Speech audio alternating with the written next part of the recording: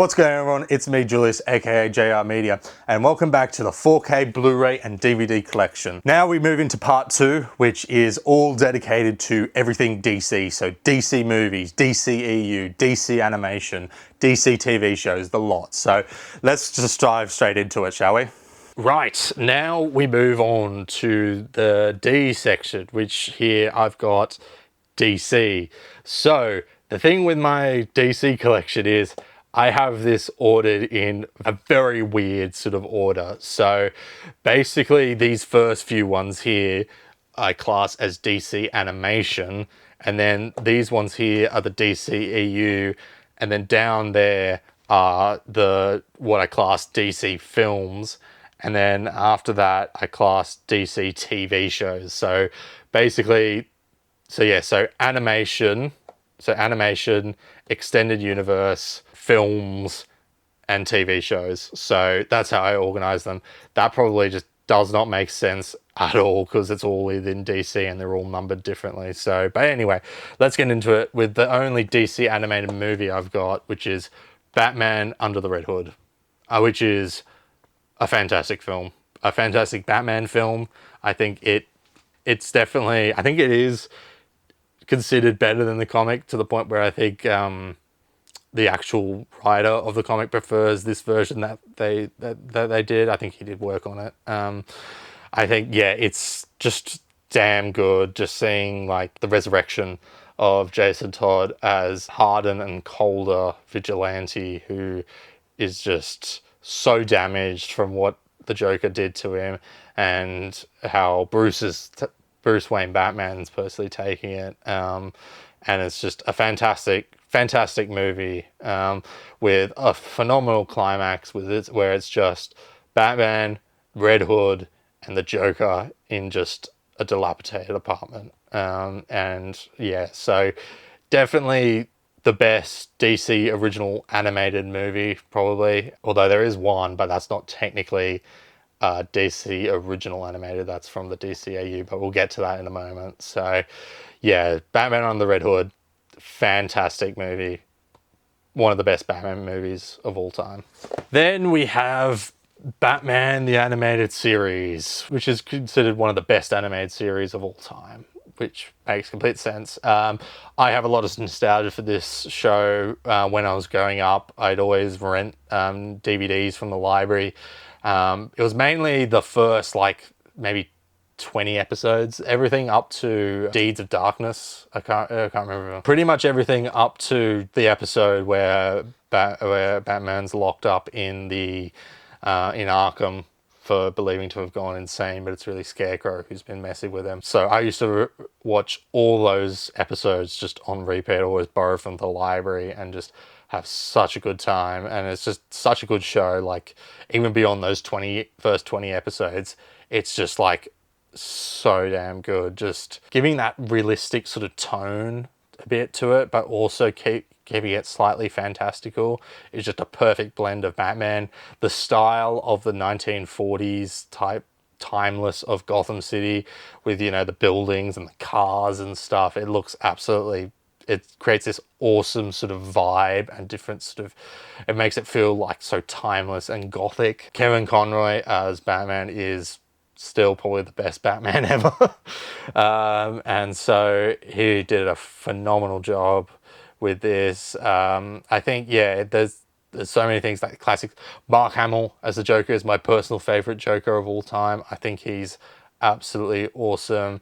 Mr. Freeze, of course, this show reinvented Mr. Freeze to become this tragic character, which is now the blueprint for every single thing. Harley Quinn, you know, all these characters that were either created or reinvented for the show have become the staple of what Batman's mythology is now. So it's just a phenomenal show, some fantastic episodes. Joker's Favor personally being, for me, my favorite episode of the show.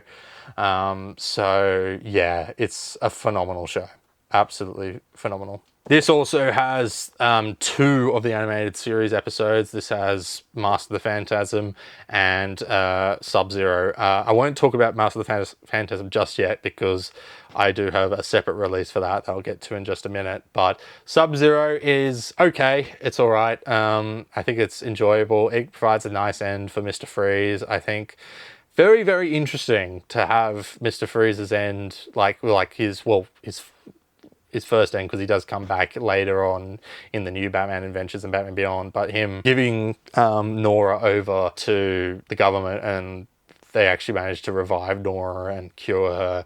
Meanwhile, Victor goes off into the snow and just goes, he sees that Nora's been cured and is happy and just goes off to be alone himself. So very interesting, very interesting ending for that character, because personally I think the best ending for that character is in Arkham Knight. I think is just the perfect way to end Mr. Freeze's story personally, but I think this is still quite good. So, but yeah, so Batman the Animated Series, phenomenal TV show, probably the best comic book animated TV show ever. Then we have Batman Beyond, which is, oh boy, this did not need to go as hard as it did. Because picture this, you get told by the Warner Bros. Execs that they want a new Batman show, but they want it to be young and hip and stuff. So what do they think? Why don't we make this character, Terry McGinnis, who's quite similar, who has similar characteristics to Spider-Man, and basically just make if Spider-Man were Batman, essentially. That should suck. But my word, did they get this right?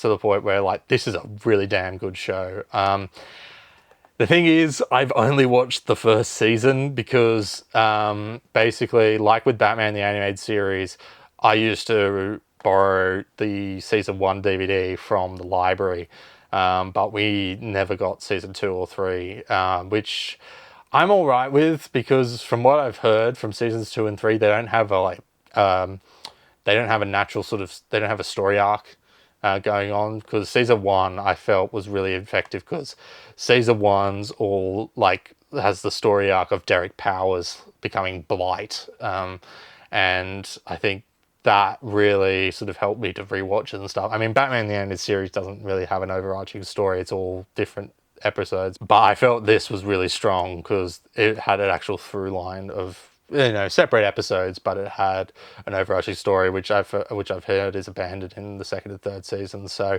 I'll eventually get around to watching the 2nd and 3rd seasons, but for now I've only watched the 1st season, which I think is just damn good. I think Terry McGinnis is fantastic. He's my preferred person to take up the cowl after Bruce. I think Bruce is great in this. I think the establishing where he is at the point of his life where he's just drawn everyone away, because he's just, all the things that have happened have just caused him to distance himself from all his allies and stuff. It's really, really sad and really depressing, because he's just no one's left. Everyone else who knew him is either dead or has just distanced themselves and just refuse to speak with him again and stuff. So you also get that really great opening where it shows the reason why he gave up the cowl was because he was just so old that he pulled a gun on someone in desperation, which in his mind is the worst thing he could do. So great series. Need to watch seasons 2 and 3. This also includes Return of the Joker. However, this, with the Australian version, and I think also with the UK version, they only included the DVD copy of the censored version. So I believe we originally got the DVD back in the day, but we only got the censored version because when the movie was being made, the Columbine shooting happened. So there was a whole push to limit violence in movies and TV and stuff. So they made a censored version, and then they eventually released an uncut version in the US, which had a lot more blood and stuff, and a couple more shots, especially in the iconic flashback with Joker torturing Tim Drake. So I was really hoping this would finally arrive here in Australia, since with US Blu-rays, they aren't able to be played here in Australia.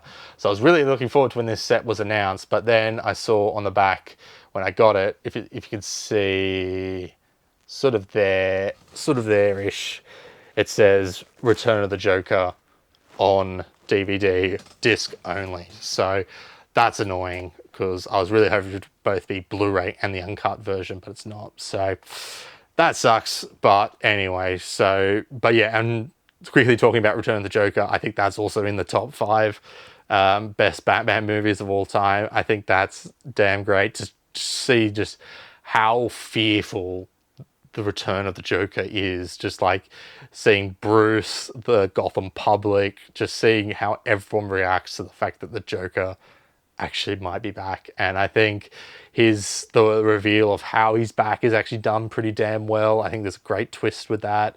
I think also the final fight is great with Tim like just absolutely taking the piss out of Joker, and Joker just getting so pissed off, and it's just like so great. It's essentially basically what would happen if Spider-Man met the Joker. Like if Joker met Spider-Man, he would hate him because he would do the exact same thing Terry would do in this. So Return of the Joker is great, and Batman Beyond is a great example of creating a new IP from an existing property with no ties to the comics, and it works 100% and just so damn good. Then we have Mask of the Phantasm. I got this on 4K. This is my favorite Batman movie of all time. This is both my favorite and I'd qualify the best Batman movie of all time. I watched this also young, like with Batman Beyond and the animated series. The DVD was at the library, and I would rent this thing all the time. Like, this movie is phenomenal. This is the best exploration into Bruce Wayne's psyche, into why he became Batman. I think the story itself is damn good. I mean, it's essentially pretty much Under the Red Hood before Under the Red Hood, with basically, except you swap out the Red Hood with Phantasm and have it be there's an actual motivation to taking out all these mobsters, which, not to say Red Hood doesn't, it's just there's an actual personal vendetta to a certain goal that Phantasm is wanting to achieve. So yeah, it's absolutely phenomenal. It's just a great animated movie. The best origin for Batman, personally, although Batman Begins is damn good, as well as Arkham Origins, but that's not really a Batman origin. That's more his origin to his rogues gallery and him becoming involved with the DCEU, but whatever. Phenomenal movie. Just a great original character with Phantasm, even though this is kind of slightly based off the Year 2 comic, very slightly.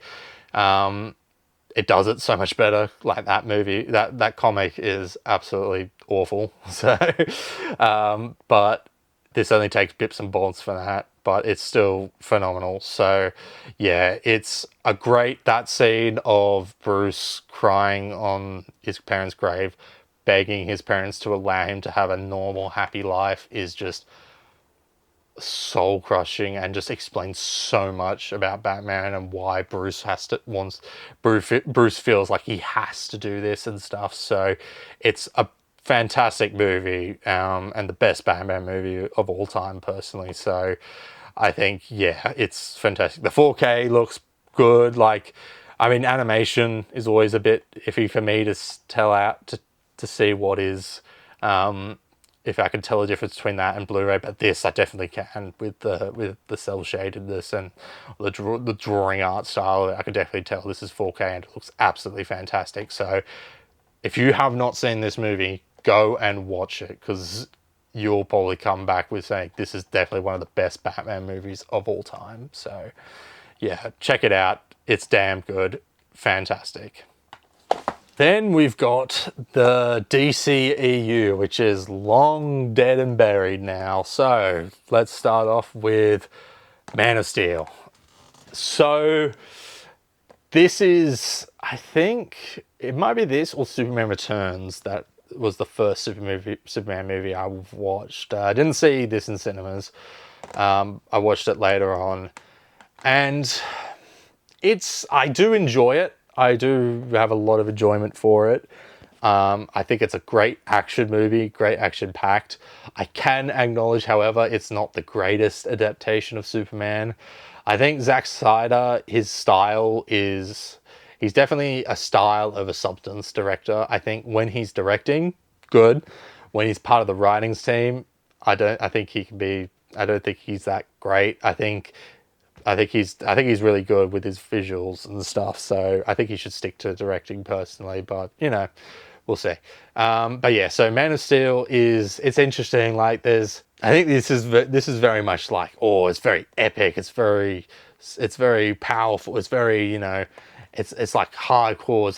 It's like dark and moody and stuff. And it's like, it feels a bit antithetical. I can't say that word properly, but you know, it feels very different to the opposite of Superman, because Superman's all about hope and justice and things like that, and very hopeful. Because when I watched this movie the first time, I was never much of a Superman fan. I always preferred Batman, and then as the years went on, I started to read a couple more Superman.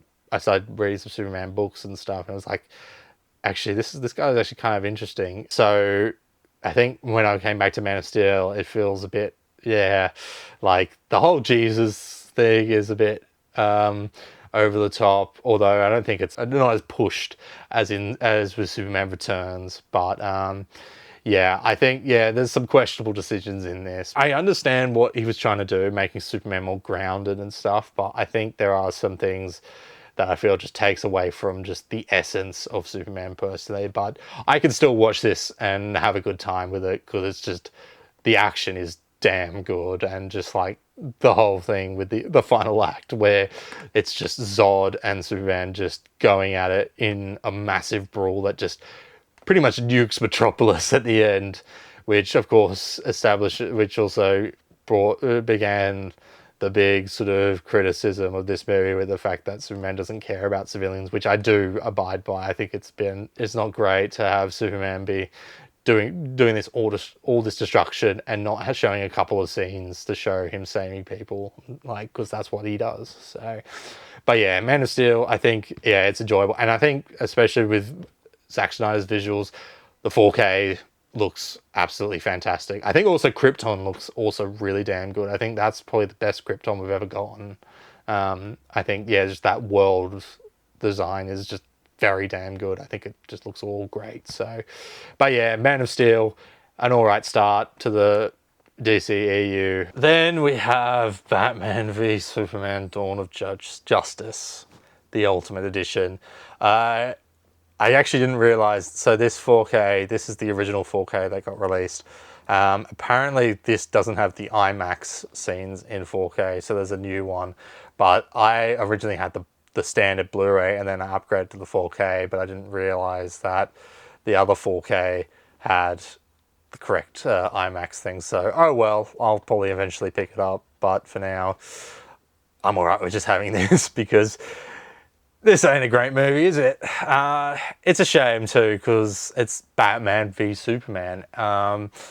Like, this is something like we've been wanting to see for ages and stuff. I mean, personally for me, I'm sort of a bit tired of superheroes just fighting each other. I much prefer when superheroes are just friends. But I think, yeah, this movie, there's good in it. There's some good ideas in it. I think the Ultimate Edition also fixes a couple of issues, but it's just so overstuffed. Like, it's trying to be so many different things. It's trying to be Batman v Superman, a Justice League setup, Death of Superman. Like, there's so many things it's trying to be, and it just doesn't achieve much of them. Like, it feels very much obvious that they were trying to start a cinematic universe with this one, and this is really where the DCEU had its first big trip up, because it was trying to jump the gun too early, jump over all these things. Like, it's so baffling too, because like, you're doing Death of Superman in Superman's second appearance. Like, what? Why? Like I understand it's probably because you wanted that to be the motivation behind the forming of the Justice League, with Batman feeling guilty. But no, you could just have it be he feels guilty for like beating the crap out of him or something. Like, yeah. Speaking of Batman, he's all right in this. The killing, I can't get behind. Like, it's just, it's so overblown. Like, I get you're trying to do this, the idea that this Batman's broken. He's old. He's the Dark Knight Returns style, which I also have a problem with, because why would you try and make your Batman based on Dark Knight Returns when when this is supposed to be the start of a new cinematic universe where there's going to be a bunch of Justice League movies, as well as also future Batman movies? Like, the Dark Knight Returns is supposed to be like the end of Batman's career. Like, even though there were a couple more stories that came out, none of them weren't as good as Dark Knight Returns. But still, even though there were some ones that came after, Dark Knight Returns is at the end when Bruce is all old and decrepit. Like, it feels a bit weird to make a 40-year-old Batman the star of a cinematic universe at the beginning of a cinematic universe. I think it makes way more sense just to make a young Batman be things. But I think maybe it was because Zack Snyder wanted to tell that as a separate story without any cinematic universe isms in it, but the studio put that on, or, who knows. So, but anyway, Wonder Woman's in this. Gal Gadot, she's okay in this. I think she's all right. I think she's better in her actual solo movie, but we'll get to that in a minute. But yeah, and then Lex Luthor. I mean, what were they doing with that? Were they trying to go for... The best I could summarize is they're trying to go for a golden age or early silver age Lex Luthor, where he's all goofy and sort of stuff, but just does not work at all. Like, it looks like he's like playing the Riddler more like. So, and Jesse Eisenberg is just he's a good actor, but he's just miscast. Like, I don't know what they were thinking with that, and just the way he acts and stuff is great. It is just, yeah. Like, I mean, the fascinating thing is he does do Lex Luthor-ism things, like the whole thing with to frame Superman for what happened in the desert, as well as triggering that bomb, creating Doomsday. All those things are Lex Luthor things, but the way he acts is just not Lex Luthor at all. Like, it's crazy. So, but yeah, this movie is there, and of course I can't not talk about this movie and talk about the flipping Martha scene, which is just so stupid and was memed for years and years and years. So, to the point where I think anytime there's been a team up movie or like a versus movie between two big iconic characters, someone has to bring up, oh, Martha, they're both is their mums, both of their mums named Martha. So like, what a mess. So yeah, it's not great. It's had some good ideas in it, and like I said, the Ultimate Edition does fix a lot of stuff, mainly the whole plot with Lois figuring out the whole deal with Superman being framed for the stuff that happened in the desert, but it doesn't save the movie at all. Like, it just, yeah. So yeah, Batman v Superman, oof. Then I got Wonder Woman. I don't have Suicide Squad yet because that movie is also not great, and like, I don't really have much compel to watch it a whole lot. So, but anyway, so yeah, Wonder Woman. I really love it. I think it's I think it's great. I think it's awesome up until the final act. I think everything up to that is great. This showed Hollywood that you could actually make a solo female-led superhero movie. So this is kind of responsible for getting Black Widow finally getting a movie. So that's something to thank for that. But yeah, I think this is great. I think this makes Diana really kind of interesting, giving her that fish out of water aspect with her going to the mainland. I think her character arc is really good, where she's like, her learning to adapting to World War One and stuff, and her trying to find Ares and stuff, and trying to find take out Ludendorff, I think his name is, the the German general, who she believes is Ares. Steve Trevor is damn good. Chris Pine is really fun in that. The main problem is when we get to the final act, where basically that whole character arc of Diana hunting Ares comes to a head in a way that we all thought it was going to be, which would work really well, which is like, there is no Ares. Ares is just like metaphor for just the war, and Ludendorff is just like, sure, you killed Ludendorff, but the war still goes on. And I thought that was a really good message, and it's a really good message about how, yeah, humanity and war is just, you can't stop it by just simply killing one person. The problem is, in the very next scene, it's revealed, oh, wait, no, there is Ares. He was this character that was off to the side that was there the whole time. And it just then descends into just a generic, just superhero final act where the superhero and the supervillain just beat each other up in a massive, epic showdown. And it's weird. Like, I think I'm more forgiving on it because the rest of the movie is so good, even though it really does just ruin the entire character arc and the character arc of Diana and what the movie is building to. But I think I'm all right. I'm okay with it because the rest of the movie is so damn good. So yeah, and I think the action is still pretty damn good, even though it's a lot of CGI sludge. Like, I think the best fight in the movie is definitely the no man's land scene. Like, that scene is fantastic. So yeah, the ending does kind of screw with it, stuff it up a bit. But personally, I think the rest of the movie is so damn good that I still love it. So yeah, damn good movie, and it looks very good on 4K. Like most of the DCEU movies, the reason why I have these on 4K and the MCU I don't is because these actually look really damn good most of the time. So yeah. Then we have Aquaman, which is my favorite DCEU movie, probably. It might be tied with that or the Suicide Squad. But yeah, I really love Aquaman. I think it's just really damn fun. Maybe not the best adaptation of Aquaman, because it feels very obvious they're trying to make Aquaman cool by the fact they cast Jason freaking Momoa. But I think it's really damn good. I think Patrick Wilson, I think his name is, as Ocean Master, is really good. I think Torrio Morrison as his dad is great. Willem Dafoe is also great. I think it's a really good cast. I think the romance between him and Mira is really good. I think that's a very strong point of this movie.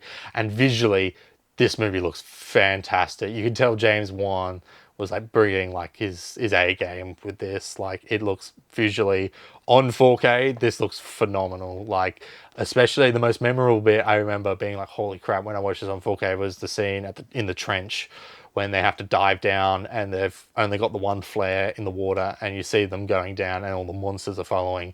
That looks spectacular on an OLED. So, yeah, like, I really love it. I think it's great fun, and just made me think, wow, Aquaman, he's kind of cool. Like, even though they've very much like sacrificed some characteristics in the comics to make him like a lot cooler here, I think it's a really damn good movie and just really damn fun and just a good time to watch. And I think a really good just visual spectacle, and just, yeah, just really fun and really awesome. Then we move on to Zack Snyder's Justice League, the only cut of Justice League that's even worth mentioning. So, this is probably my second favorite Zack Snyder movie. I think this is definitely, his second best movie, although personally I think his Dawn of the Dead remake is the best movie he's done, but I have not seen 300, which I think seems to be the common consensus to be his best movie. But yeah, I think the 4-hour runtime, it is overblown, but it does feel like such an epic to watch. Visually, it looks grand, as most of Zack Snyder's films look. The 4:3 aspect ratio, I think, works. There's a lot of stuff, of course, since it's 4 hours long, that you get so much more content and more stuff that's actually properly explained and fleshed out compared to the original theatrical release. Like everything with Cyborg, like all of that good meaty character stuff is all cut away from the original movie. And making Steppenwolf also much more of a rounded character where he just wants to go home and go back to Apocalypse and stuff. So I think it is good, but I am glad, to be honest, that we never really got the full sort of vision or the full sort of plan with the whole nightmare thing, because I just don't really find that really all appealing about this whole nightmare world where Superman goes bad and just starts wrecking stuff. It just, personally, I don't want my heroes to be like that personally, but that's just me.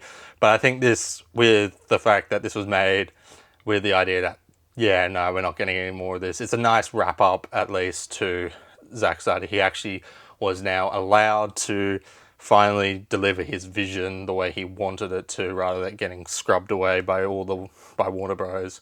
So I think, yeah, it's nice that we got this, and it's even better because this movie is actually is a lot better than the original cut we got. But yeah, it looks amazing on 4K.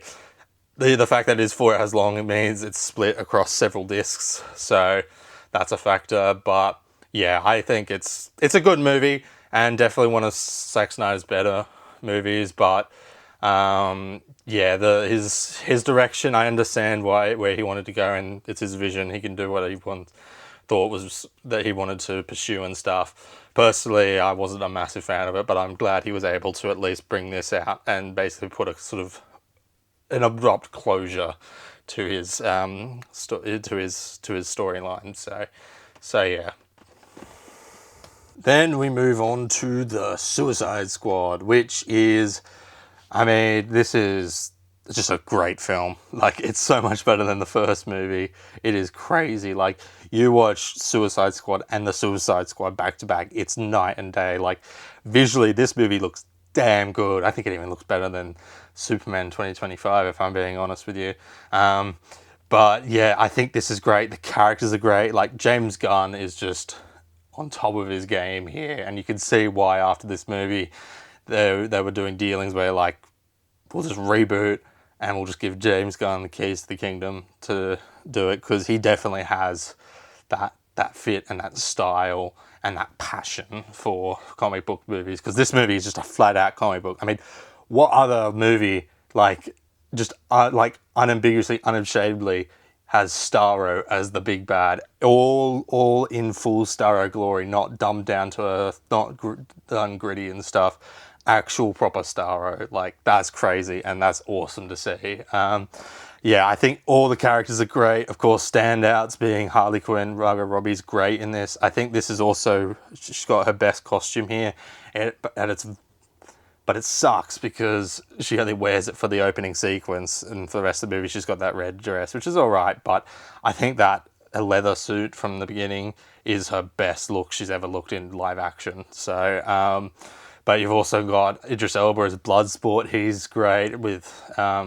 he does feel very much like a replacement for Deadshot from the first movie, because I think I remember when this movie was coming out, when everything was like all like falling apart with the DCEU about how this movie was either going to be like a sequel or a reboot or whatever.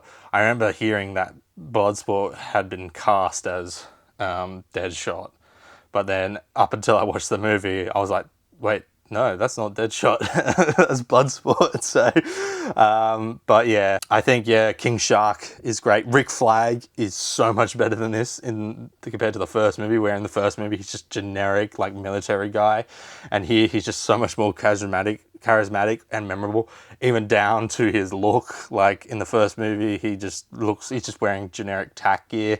And in this movie, he's got that really nice yellow shirt, like with his pants and stuff, and he looks absolutely great. So, and then of course John Cena as Christopher, aka Peacemaker, is just great, and that leads into a brilliant TV show that I'll talk about a bit later. But yeah, this movie is awesome. Like, it is just such a good movie, and just so damn good, and just, a really, really fun time, and just like it feels so much like a comic book movie that it's just like it just feels like you just put that on the screen, and the visuals are just brilliant and the characters are great. So yeah, if you have not watched this because the DCEU or the DCU now, just everything DC's burns you out, at least check this out because this was damn good. Then we move on to the only DC Universe movie release so far, and that is Superman 2025. So there was a lot riding on this. After what happened with the DCEU and with Superman being like portrayed as this dark and sort of brooding figure, a lot of people was clamoring, me as well, to get back to that hopeful Superman from the Christopher Reeve days and just from the comic books in general. And I think they nailed it pretty well. I think this is a great movie. I don't love it. I think it's great, but not amazing, if I was to be perfectly honest. I think it nails Superman brilliantly. I think making his supporting cast important to the story is vital, I think, because a lot of comic book movies now, especially in the MCU, have really distanced themselves from their iconic characters' revolving cast, because there's some characters in there that are like, that just feel so integral to that character. It feels so bizarre that they're just not around. Mainly I'm talking about Spider-Man, but we'll get to that in a bit. So yeah, I think it does very well bringing the Daily Planet cast in with involving in the story. I think the Justice Society is pretty great.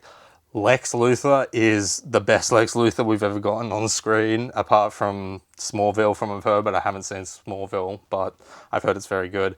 But in terms of movies, this is the best Lex Luthor has been. Like, it gets Lex Luthor down to a T about this guy who is just so insecure and just so vitriol that this guy has come to their planet and just has all these awesome powers just from being another planet without working a hard day in his life, that he's just so bitter that he just wants to absolutely kill him.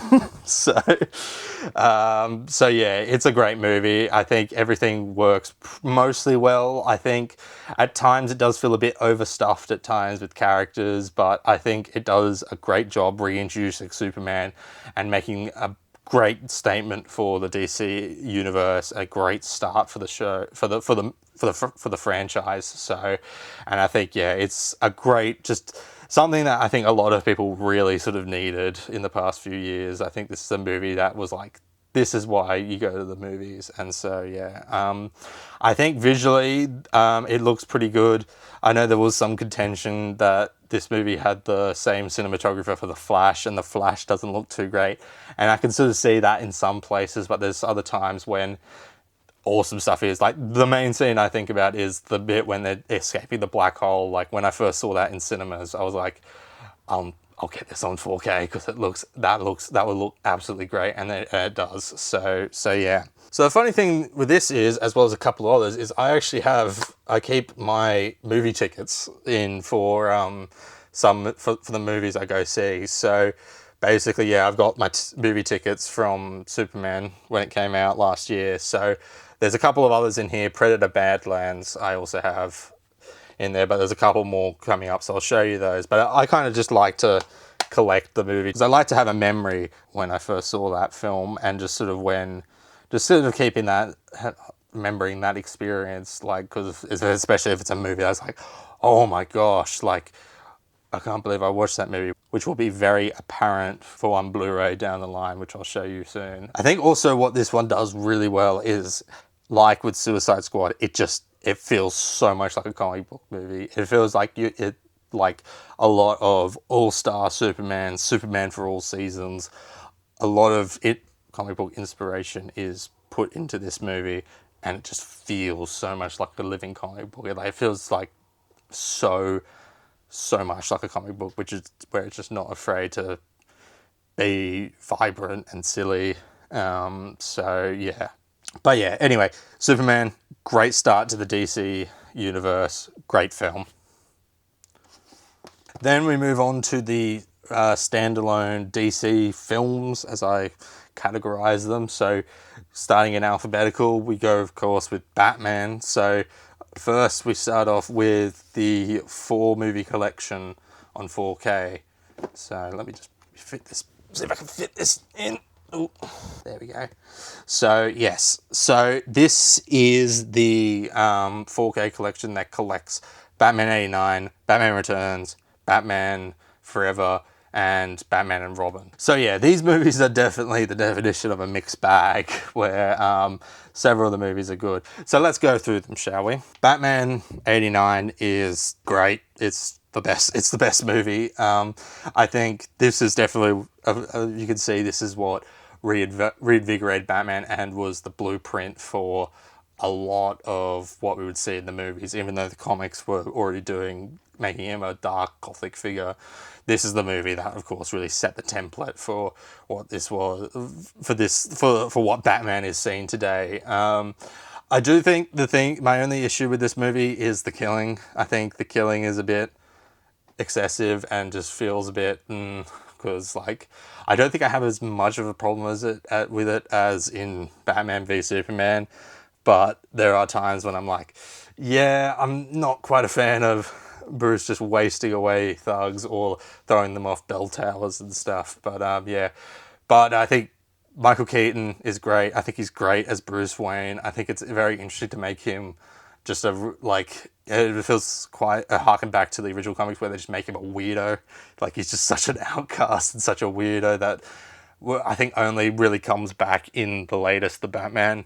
But yeah, I think Jack Nicholson's Joker is fantastic. He's like probably my second favorite Joker behind Mark Hamill. I just personally prefer the more classic clown Joker to the damaged scar one. Not to say Heath Ledger isn't bad, but that's just my preference. So, but yeah, Batman 89 is absolutely great and deserves pretty much all the praise it gets. Batman Returns, it's a tricky one because this is really just Tim Burton just going off with his own style. It's like Tim Burton unhinged. Like, it is just it's like it's a Tim Burton movie with Batman in it. I think the dark Christmassy tone works very well. I always like to watch this one every Christmas. It's just really good film to watch around that time because that atmosphere is very good, and I think Batman works very well in Christmas. Like, Arkham Origins is fantastic as well for one of those reasons. So yeah, I think Catwoman is pretty good. I think she's fun, although that and the Penguin being like all these having their powers or just being like these weird mutated creatures just feels a bit like Tim Burton just trying to make it more messed up and stuff, when it's kind of a far cry from the characters. Like with Catwoman, it's like she's mostly the same, but she gets her powers from being like resurrected by cats, like, and then we find out she actually has like 9 lives or something. It's like very, very strange. And then Penguin is just, I mean, Danny DeVito is just on top form here, and every time I watch this now, having now watched Always Sunny in Philadelphia, I always just see him as playing Frank Reynolds. So but yeah, so I think, yeah, I think Penguin, the decision to make him like a grotesque penguin is a bit strange. Like, I get what he's going for, but I think it takes away the appeal of the Penguin, where the Penguin is cool because he's just a standard criminal, and sure, he might have like a deformity in some places, but he is standard. He is just a criminal. He's just really clever, really slimy. He slides like a penguin, kind of like metaphorically, because he's so slippery with the different between different mob bosses and stuff, which you really see in the TV show Gotham. But anyway, but yeah, I think it's good, but it's not as great as the first movie. Then we got Batman Forever, which is, I think, the definition of a mixed bag. I think there is a lot of good in it. There's some good stuff in this. I think Val Kilmer is great as Bruce Wayne. I think the whole thing of him feeling guilt over the death of his parents is really damn good. I think the style of it looks absolutely incredible. Like, it's a complete far cry from Tim Burton's style, but the colourful, vibrant Gotham City is just awesome to see, to be honest. At the same time, I think he's not, Val Kilmer's not great as Batman per se. I don't think his presence is as grand as what Batman's should be.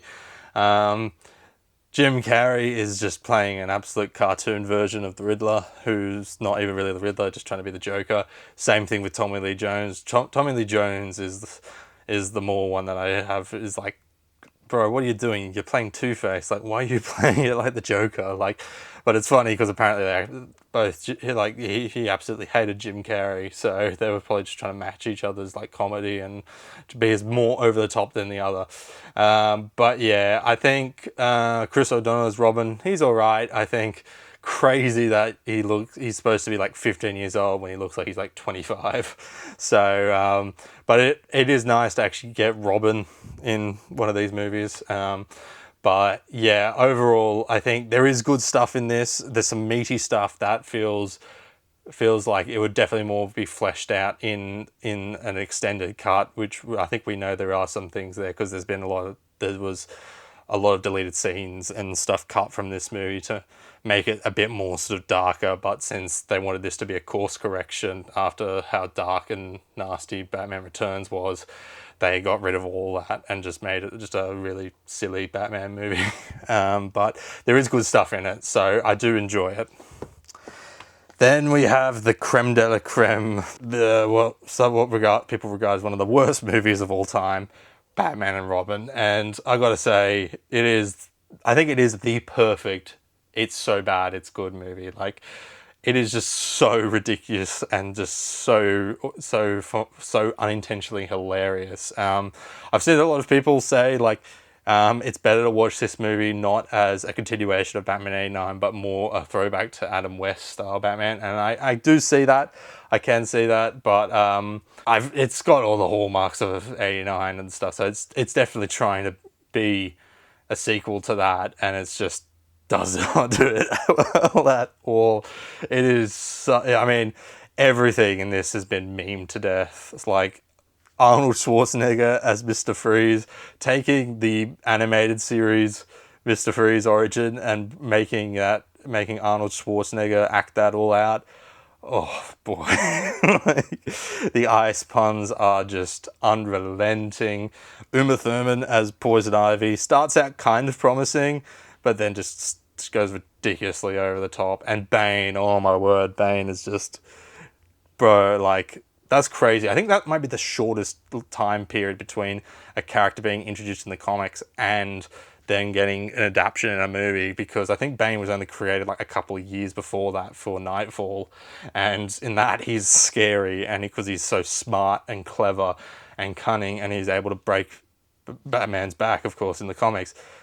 But in this, he's just a dumb henchman for Poison Ivy, and it's just like, what the hell? So, but yeah, I think I will say what I really do love about this movie, I think is the best, is it's got the best scenes with Alfred, because this is, I think, the best one where you actually see that like Alfred is Bruce's, like, basically his father, compared to the other movies, like even '89 and Batman Returns, like he just sort of sees him as his butler. But in this, like when he gets sick and stuff, there's some really nice scene like that small flashback where you see the young Bruce running down the hall and he falls over and then Alfred helps him out.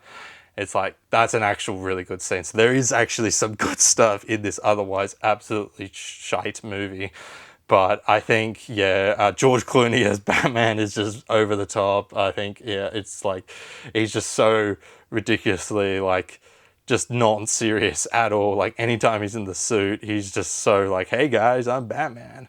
But yeah, so there is, I got to say, a tiny bit, some good stuff in this, like with Alfred stuff. And also, to be honest, most of the visuals look actually kind of not too bad. Some of the effects do look pretty bad, like the reverse shot of Robin gets tied up in the vines of Poison Ivy in the water, and you see him duck his head up and then duck down, and you notice that shot's just been reversed. And it's like, what?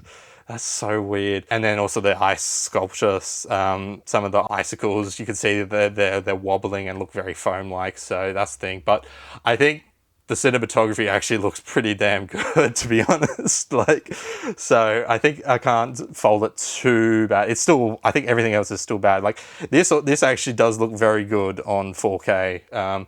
Like with all the other movies, all four of these movies actually look really damn good on 4K. Like Batman and Robin especially looks absolutely spectacular. So there's not all bad to be found here. There is some tiny good things, but I do concede to the fact that this movie was what killed Batman for a long time. So, but yeah, so yeah. Now, unfortunately, I don't have the space to put these on, but if I did have the space, I would put the original DVDs that I owned, because I'm very nostalgic for these, because this is how I first sort of watched all the movies. So, and I was always very nostalgic for these covers with like the symbols and things, with all these cool sort of logo and symbols that I always felt as a kid was always like the staple of what these movies were to me. So every time I saw these, I was like, "Ooh, this is Batman. This is Batman and Robin, Batman Forever, Batman Returns." So yeah, I only wish if I had more space, I would put these on, because I have very hot nostalgic experiences watching these movies on these DVDs, and just these DVD artworks are just so nostalgic for me. But unfortunately, I don't have the space, so to compensate, I just put them in a shelf all the way over there where it can't be viewed, and just have the 4K Blu-ray set on display only. So, hey, that's the tough decisions you've got to make as a DVD and 4K Blu-ray collector. And then we move on to the resuscitation of a franchise, what is considered to be the pinnacle of comic book movies, the Dark Knight Trilogy. So, a little bit backstory about this, because this is also another little funny story about getting this release.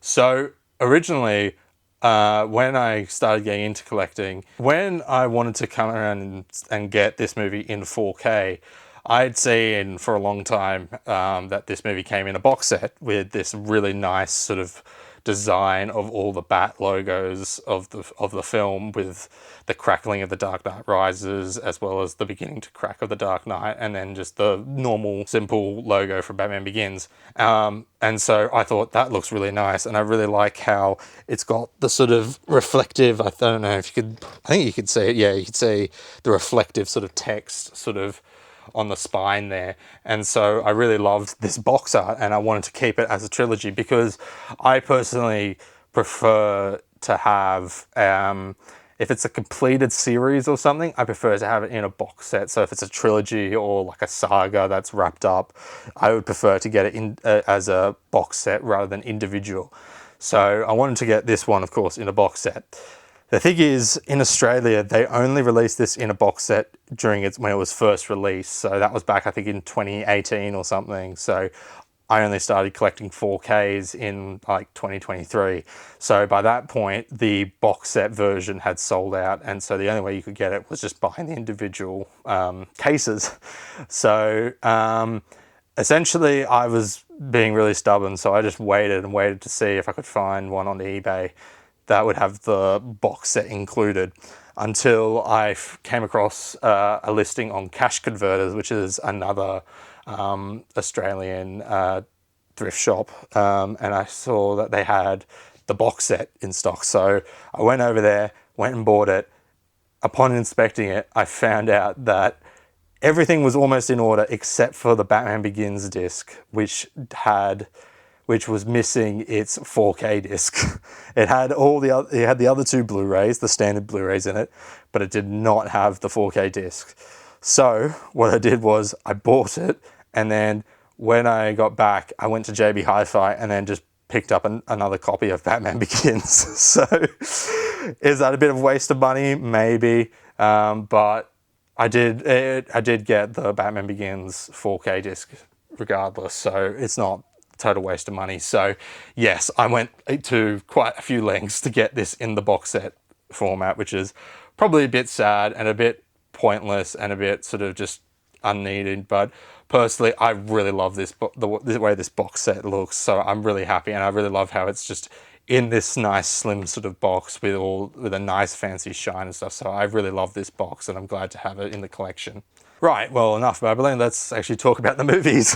So first we've got Batman Begins, which, hot take, is actually my favorite of the trilogy. I've always loved this film. I think the Dark Knight trilogy has always been a fantastic comic book trilogy, like one of the best. And it's everything it does is fantastic. I just think Batman Begins, for me, I really love because it's a Batman movie. Like, I know Dark Knight Rises and Dark Knight are still a Batman movie, but this movie is the sole focus is on Batman here. We explore his origin, which is a perfect retelling with him joining the League of Assassins, although they call it the League of Shadows in this, with him being trained by Ra's al Ghul. I think that's great. I think the whole origin with his parents, the whole origin told with the death of his parents and Joe Chill, I think is all established great. I think Scarecrow is great. Liam Neeson as Ra's al Ghul I really like him, even though he probably should be played by an Arabic actor, because, you know, Ra's al Ghul is supposed to be Arabic. But I mean, I'm personally, I'm okay with it here because Liam Neeson just does such a good damn job. Bit shame that they don't go fully with Ra's al Ghul being immortal with the Lazarus Pit, but I get it because this is supposed to be the most realistic depiction of Batman, so you can't really have Lazarus Pits and stuff. So I do understand that, but it's a bit of a shame. So, but yeah, I think everything in this, everyone's on top form here. Gary Oldman as Commissioner Gordon is damn good. It feels so much like, a lot of this does feel like year one, like everything down to the tone of it, like the first half of it where you see Jim is just navigating all these corrupt cops and just like how just like the tone and the setting of everything. Like, this also has the best version of Gotham City, I think, out of the whole trilogy. Like the brown sort of beige type look to everything, especially in the Narrows, is really good, and it creates this very memorable look of Gotham City that I think sadly gets a bit lost in the next two movies. But yeah, I think this is, up until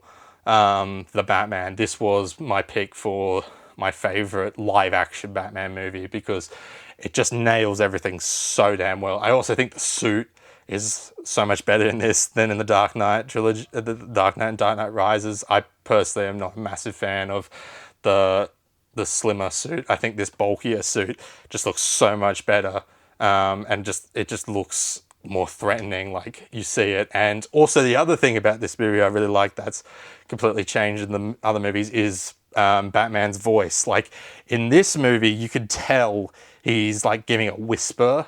He's not growling, being like Rocky Pants. Like, he does that a bit when he's like interrogating Flash, but for the most part, especially when you watch the scenes when he's talking to Rachel, you can tell he's got this nice sort of whispery voice. It feels like a callback to both Michael Keaton and Kevin Conroy, and it really sucks that they moved away from that voice in The Dark Knight and The Dark Knight Rises, because I thought that voice that he has in this movie and this movie alone is perfect. And I think if they just kept with that, then he probably wouldn't have been memed to death with how much he sounds like he has throat cancer, like in the later movies. But yeah, so Batman Begins is great. The only downside I can say about this movie that I see a lot of people say is the action's not as great, and I will confess to that. The Dark Knight and The Dark Knight Rises has a lot better action, whereas in this there's a lot of shaky cam and a lot of quick cuts and stuff. But personally, I'm all right with that, because especially in that scene when Batman's like hunting down all of Falcone's guys, I think that works well, because you're supposed to be seeing that from the criminal's point of view, of just this guy just comes out of nowhere and takes out these guys out, and then he's gone in a matter of seconds. So I'm personally all right with that. But I will confess to the final fight on the monorail, there is just a lot of just like quick shaky cam cuts where you cannot see what's going on. So I will confess to that. That doesn't look the best. But yeah, I think Batman Begins is just, regardless, is just fantastic, and the resuscitation of the CPR of a franchise that was very much needed for this movie. And it's crazy because this only came out like just under 10 years between Batman and Robin and this, and it just feels like it's more like been like 20. It's like absolutely crazy. So yeah, Christopher Nolan knocked it right out of the park. It's a great movie. All right, 4K restoration. This one is seen as not being as good, mainly because this one wasn't filmed in IMAX. He only started filming IMAX, I believe, with The Dark Knight. So there's not a lot of really spectacle things on this 4K, and there's some DNR, I think, some digital noise reduction amenity here. So people say this one isn't as good, although I thought it was okay. But I will say the next movie and the movie after that look fantastic on 4K. Speaking of The Dark Knight, what is still, I think, regarded as the greatest comic book movie of all time, and I do still see it. Personally, I don't agree. It's still fantastic, phenomenal, but it's not quite my favorite pick for best comic book movie. Heath Ledger's Joker is great. While he's not my personal favorite thing for the Joker to be, it can't be denied just how much influence that performance became. Just like you could see it just so much through like how cinema was just changed from that, especially as well with Batman Begins. Like this whole trilogy just changed cinema forever. But yeah, Heath Ledger's Joker, he's a fantastic performance. He's great. I think while I'm not a massive fan of the Joker being like damaged and being all like it's all about society and stuff like that, I think it's still great, but it's not my personal pick for the Joker. I think this Heath Ledger's Joker nails what some other Jokers kind of miss. A couple, mainly Jared Leto's Joker, is Joker's actually funny. Like he actually makes good jokes a lot of time. Like there's some amazing jokes in this that Joker does. Like the whole bit where he's in the meeting with the mob bosses, and he's got the grenade, and he's like, "Let's not blow this out of proportion." And then the main black guy, he's like, "You think you can steal from us and walk away?" And Joker's just like, "Yeah." Yeah, it's like he's absolutely hilarious in this movie, but he's also just absolutely terrifying. But yeah, I think Batman, Christian Bale is great in this one.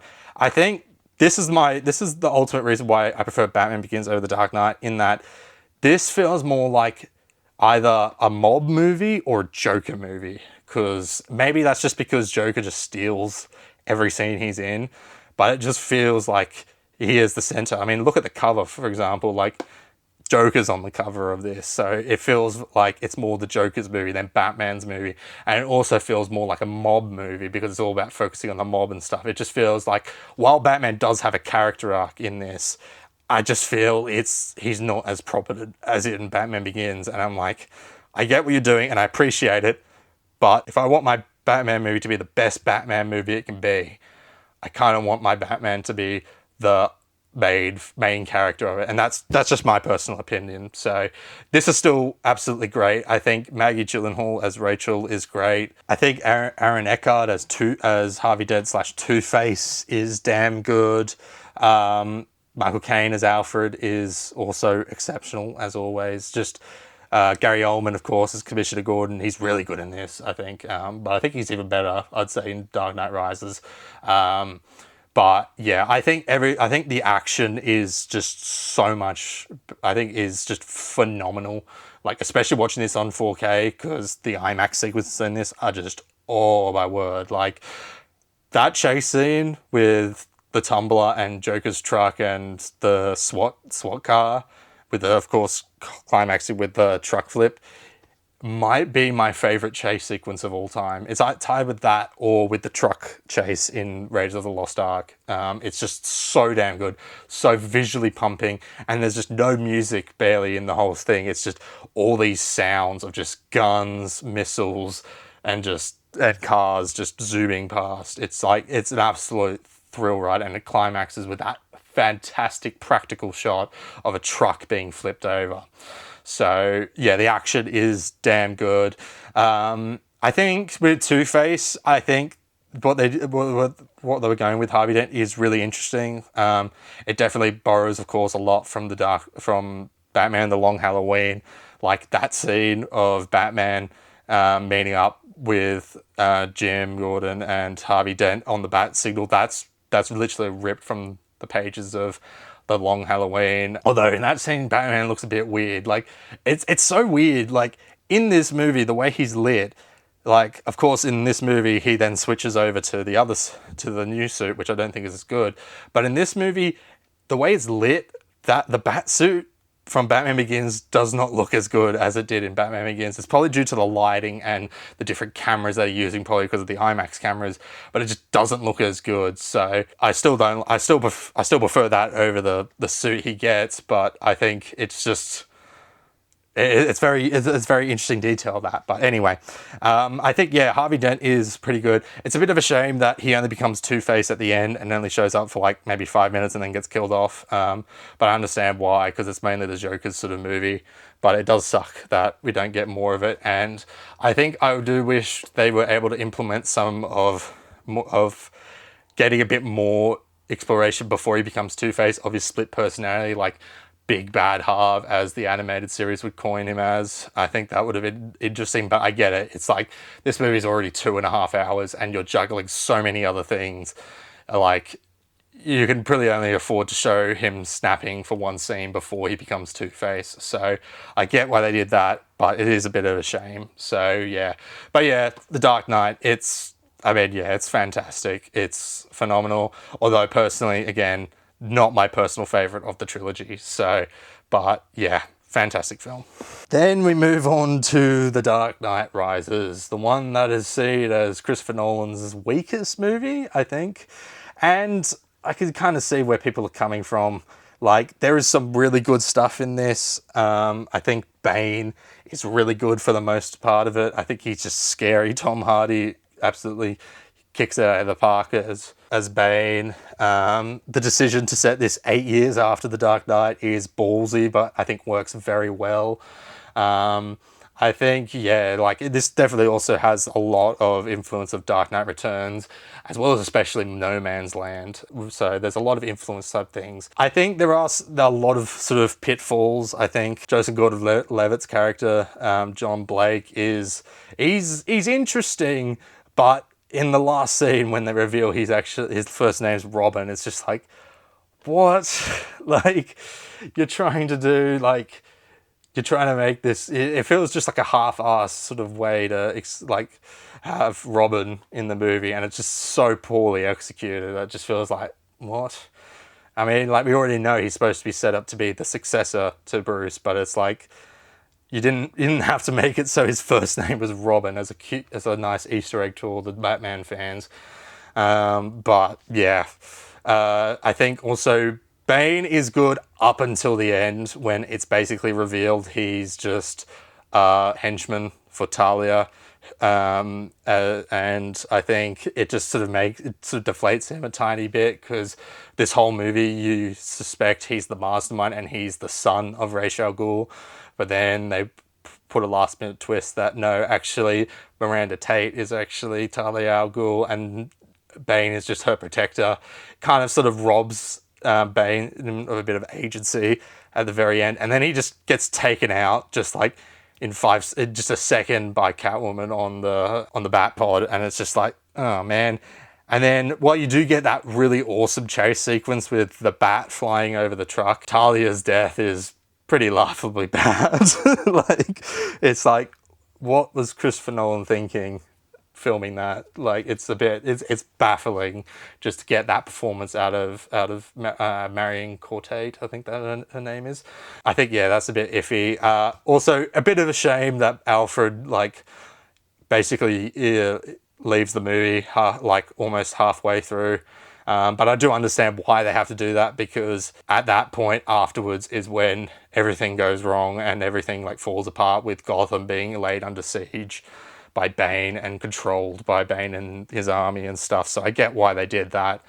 And he comes back at the very end. I think Bruce is really damn good in this, I will say. I think him having his back broken and then relearning to become the Batman again is pretty awesome. Like, I still get chills when he makes that leap in the pit. It's just like, oh, and the music's playing and it's so damn good. How the hell did he get all the way from there to Gotham City in like 3 days before, just as the bomb was about to go off? No idea. He's Batman. So yeah.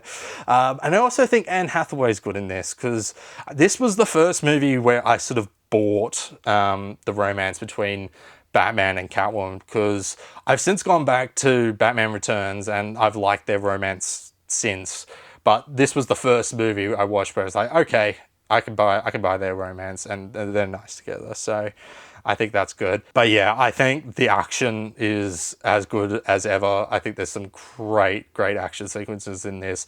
The final fight, the final scene of Bruce taking the bomb out onto the bay is fantastic. And I think the ending is pretty much as satisfying as it could be. And I think, yeah, it's a good ending to this trilogy of movies. So personally, I do see it being one of Christopher Nolan's weakest movies, but I think it's still a satisfactory ending to the trilogy. So yeah, and it looks fantastic on 4K, especially that plane sequence at the beginning looks phenomenal on 4K. And it's crazy that they did that for real. It's absolutely maddening. So yeah, Dark Knight Rises, definitely the weakest, but still a satisfying ending to the trilogy, to probably the greatest comic book trilogy of all time, maybe. Depends if Beyond the Spider-Verse is as good as the other two movies. Then we move on to a little oddity thing, because this isn't actually a movie or a TV show, it's a fan series, The Joker Blocks. So this is an interesting thing, because this is a DVD of a fan series that came out, I believe, 2008, and was never finished.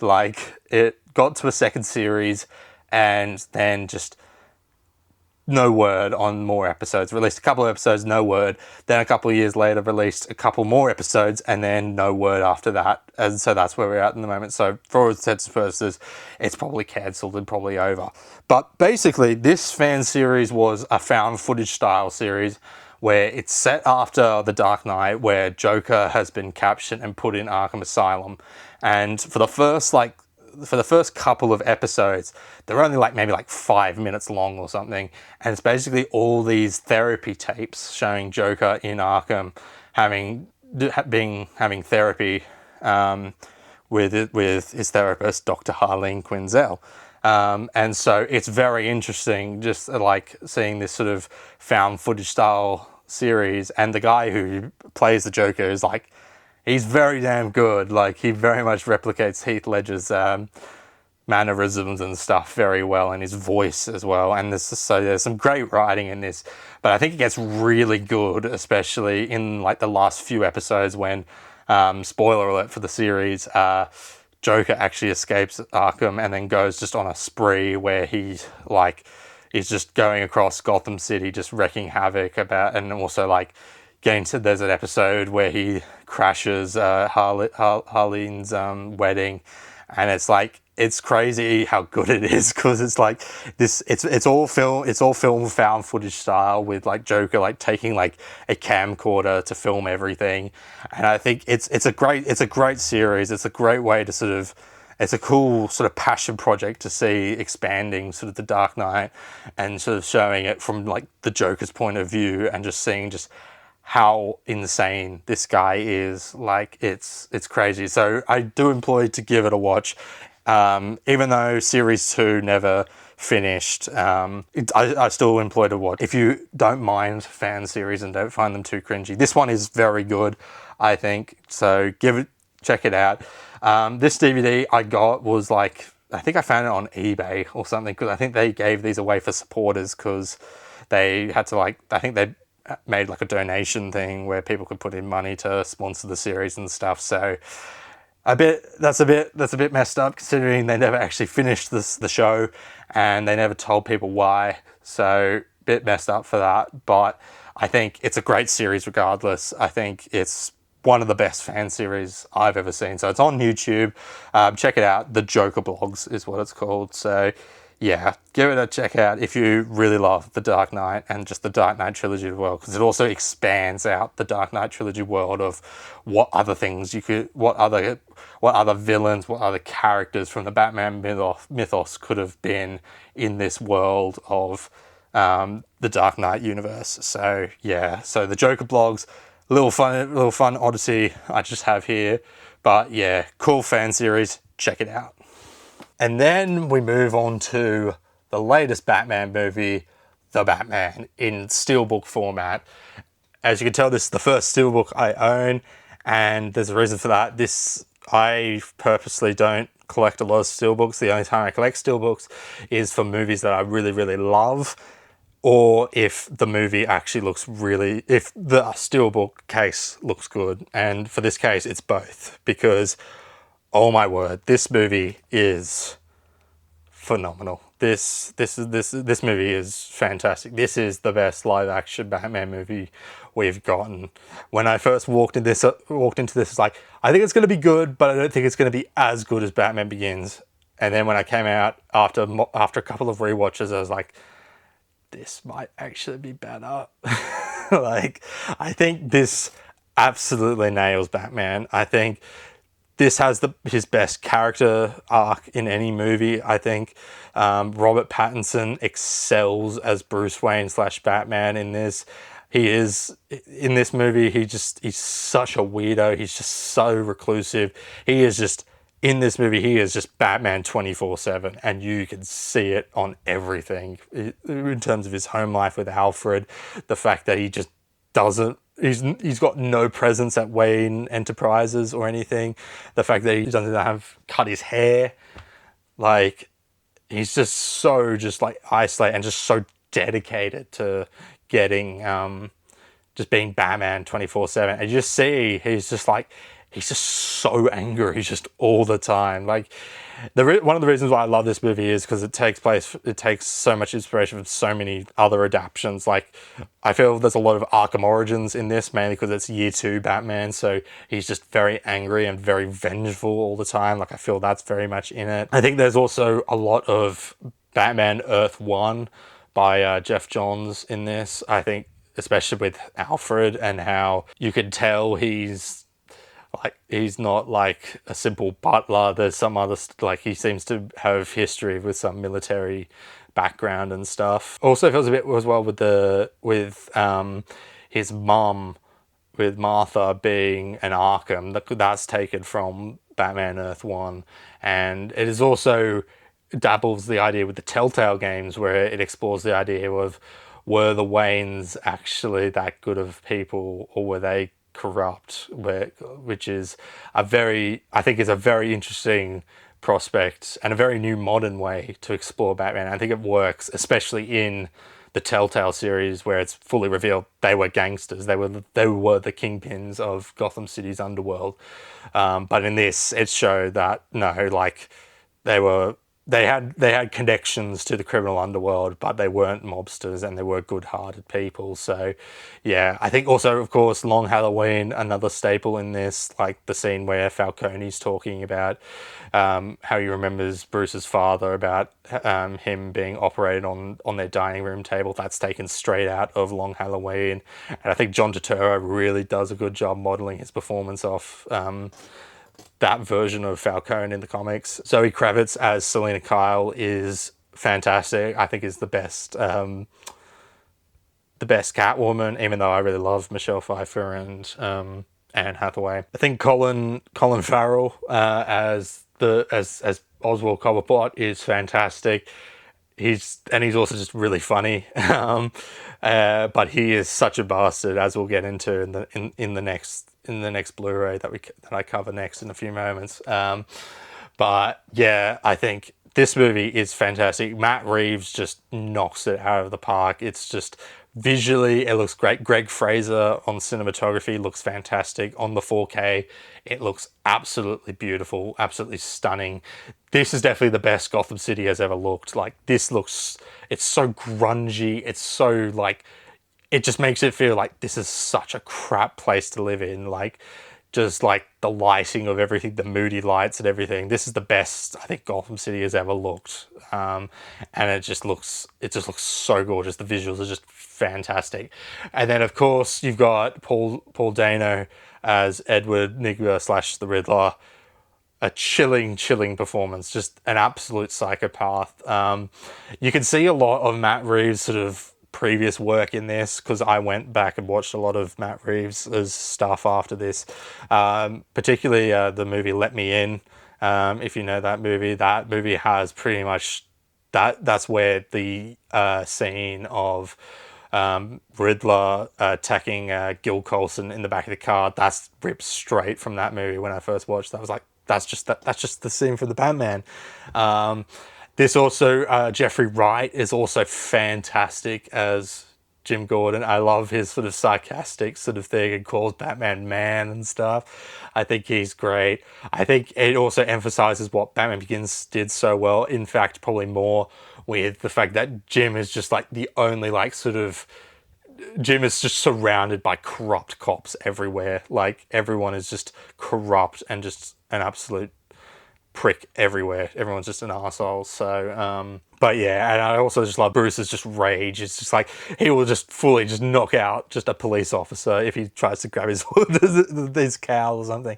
So, but yeah, the action is also fantastic. That Batmobile chase is fantastic. The Batmobile design I do like. It's not one of my top favorites, but I love how it's sort of a bit cobbled together, and it's like he's essentially just put a rocket engine on the back of a car.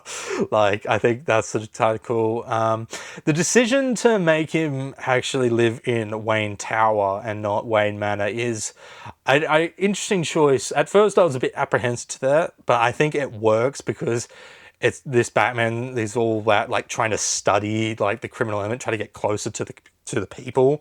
So I think that makes sense for him to live in the city where all the crime is happening, rather than just on like in the outer like suburbs of the city. I think so. I do understand why they sort of did that, and that's the other thing too. Like I think this movie really gets this is the most detective Batman ever is in any of his movies. Like this is just a full-on for the most time a detective movie of Batman trying to find out who this Riddler is, trying to solve the riddles, trying to save all these people, trying to figure out what this whole game is all about. And like it very much highlights his detective skills, which is something that I think has been lacking in a lot of Batman movies recently. So I think it's really damn good to have him be a proper detective, be the world's greatest detective, and live up to that name and such. So, yeah. And then, of course, yeah, the character arc is superb, with him starting out as this vengeful, just angry guy who just wants to bring justice to all the criminals in Gotham. And as throughout the movie, he realizes that his vengeful message, the way he's portraying himself, is not making people feel safe. It's making people feel scared, and is also twisting his message, as you see with Riddler's incel goons, who all claim that they are vengeance and stuff. And you see in Bruce's eyes that it's like this message that he's been conveying has been twisted by the wrong people into being something that he did not want it to be conveyed for. And so in that second, he then basically then gives, or like practically gives his life to rescue all the people that are trapped under the burning rubble. And that beautiful score by Michael Giacchino plays as he's rescuing all those people, including the mayor's son.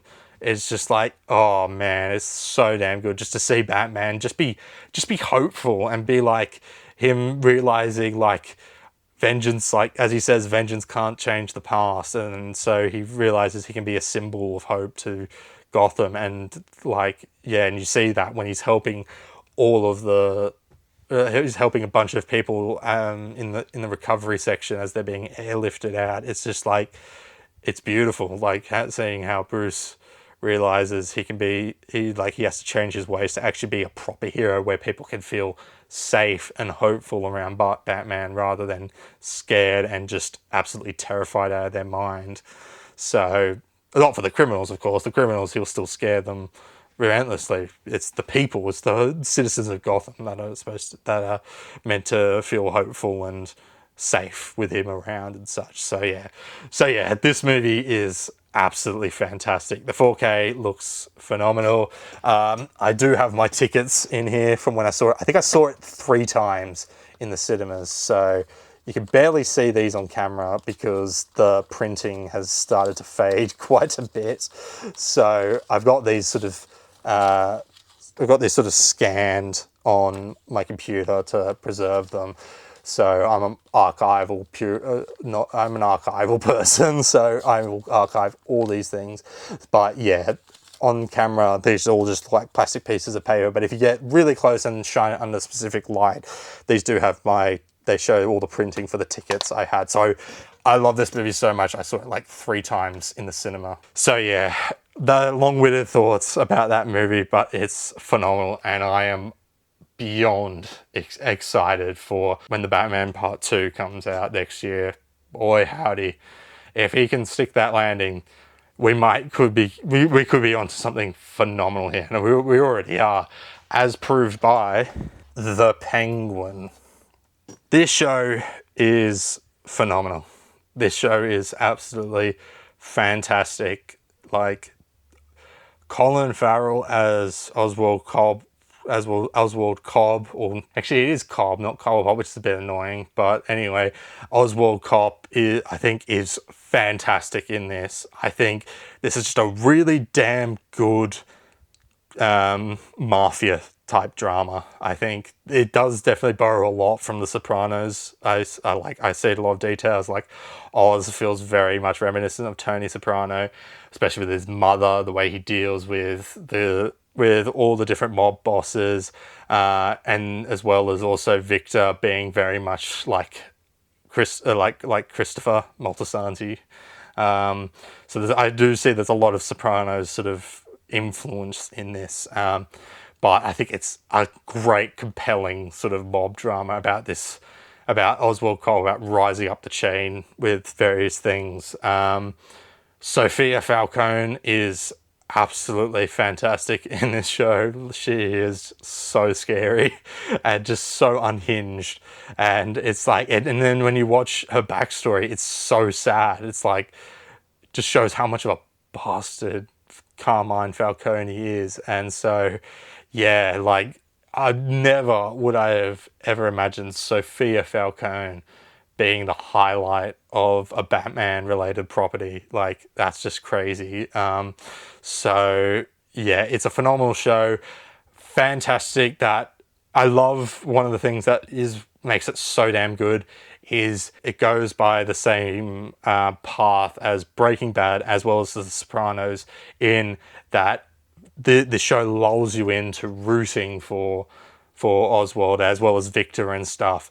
But then as the show goes on, it reminds you, no, this guy is not someone you're supposed to root for. This guy is a monster who will do anything. He will throw anyone under the bus just to get to the high position of power, to reach the top status as the kingpin of Gotham. And I think that does it so well, especially with that final episode with that scene between him and Victor. Like, that scene is just absolutely phenomenal. Again, I know I said before it feels very much like Sopranos, but that scene also, that just feels very reminiscent of that final scene between Tony and Christopher in The Sopranos. So no spoilers for that, but yeah, it's fantastic show.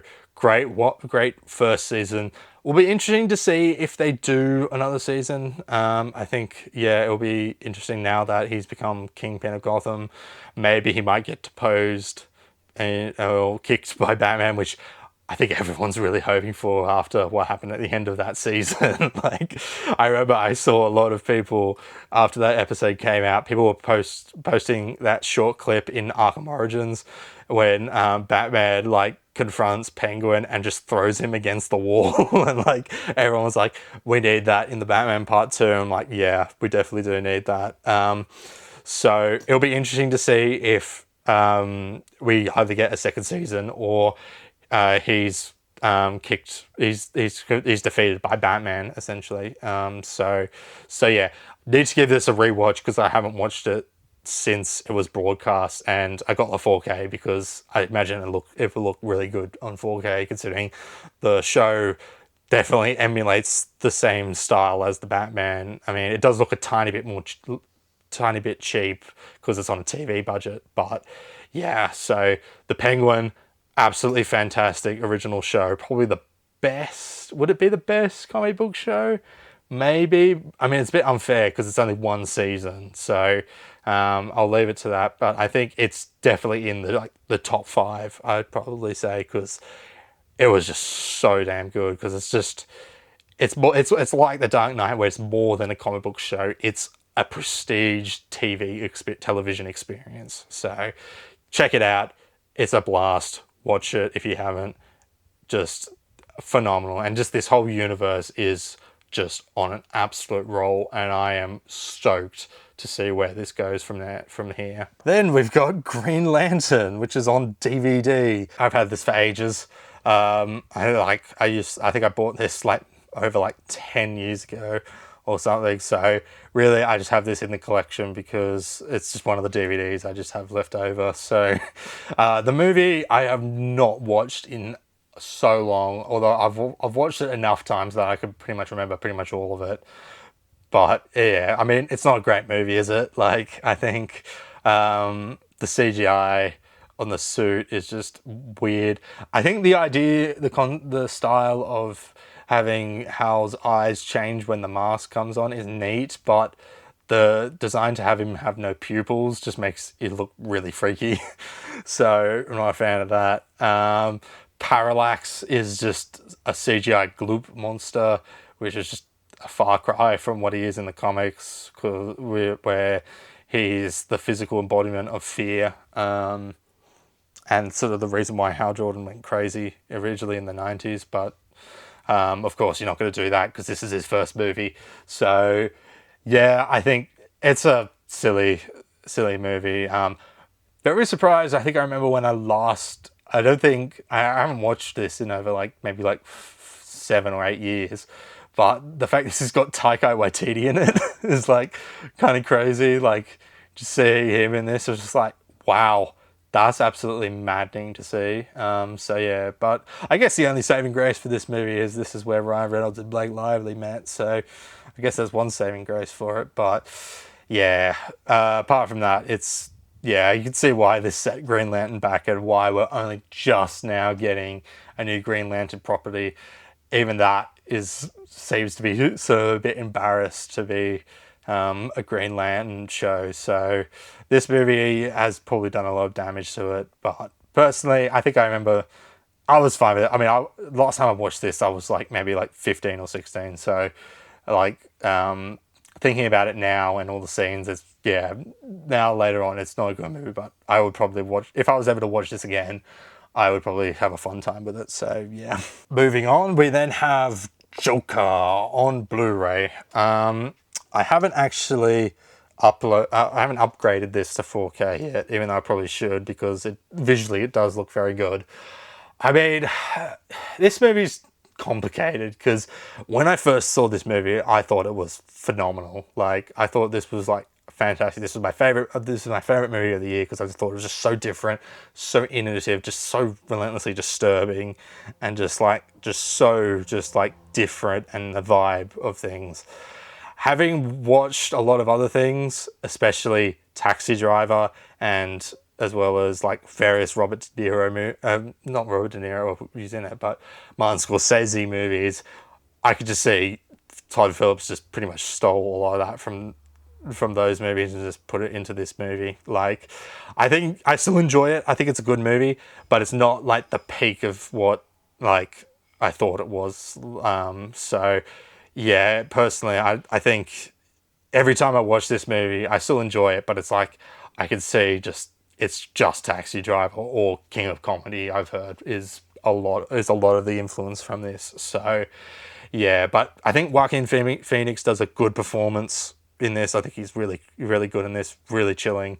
I think all the cast bring their A game in this, and I think so. Yeah, I think it's a good movie, enjoyable, but it's not like one of the greatest movies of all time and one of the best comic book movies I've ever seen. So, yeah, and then the sequel I have not watched because I've heard it's just absolutely bizarrely just all over the place, just and feels oddly, I've heard, like mean spirited to the point where it's like making fun of people who thought the first movie was good. So yeah, haven't watched it. The second one, might get around to watch it sometime. Not sure if I'll get it on Blu-ray, but yeah, that this first movie, I think it's enjoyable, it's good, but it's not as good as it thinks it is. So yeah.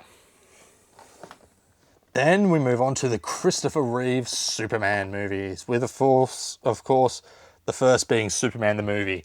So this is actually, as well as Avatar: Way of Water, one of the only other 4Ks I picked up where I actually haven't watched the movie before. So it's taken me a long time to watch these Superman movies, because I never watched these ones growing up because I was more into Batman and Spider-Man personally.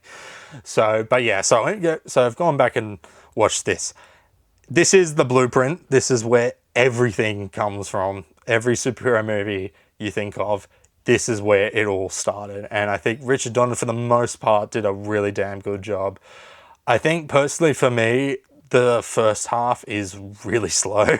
Like, this is as saying someone who can sit through all of 2001: Space Odyssey. I did kind of struggle with the first half of this movie because it is all about Clark's origin, showing his time in Smallville and stuff, and it's like there's not a whole lot of action, which I knew going into there wasn't going to be a whole lot of action, but it is just a lot of like character work and character building and stuff, which is like objectively phenomenal in how it does it. But for me, it's sort of just, I'm like, I kind of want to see some action, like personally for me. Maybe, I don't know, like, I think in my Superman movies, I need a good balance of just heart and as well as action. And I think this has more heart than action personally. But I think the characters are all superb. I think Christopher Reeve is still like, yeah, like he is the blueprint. Like he is what, when people think of Superman, that is Superman.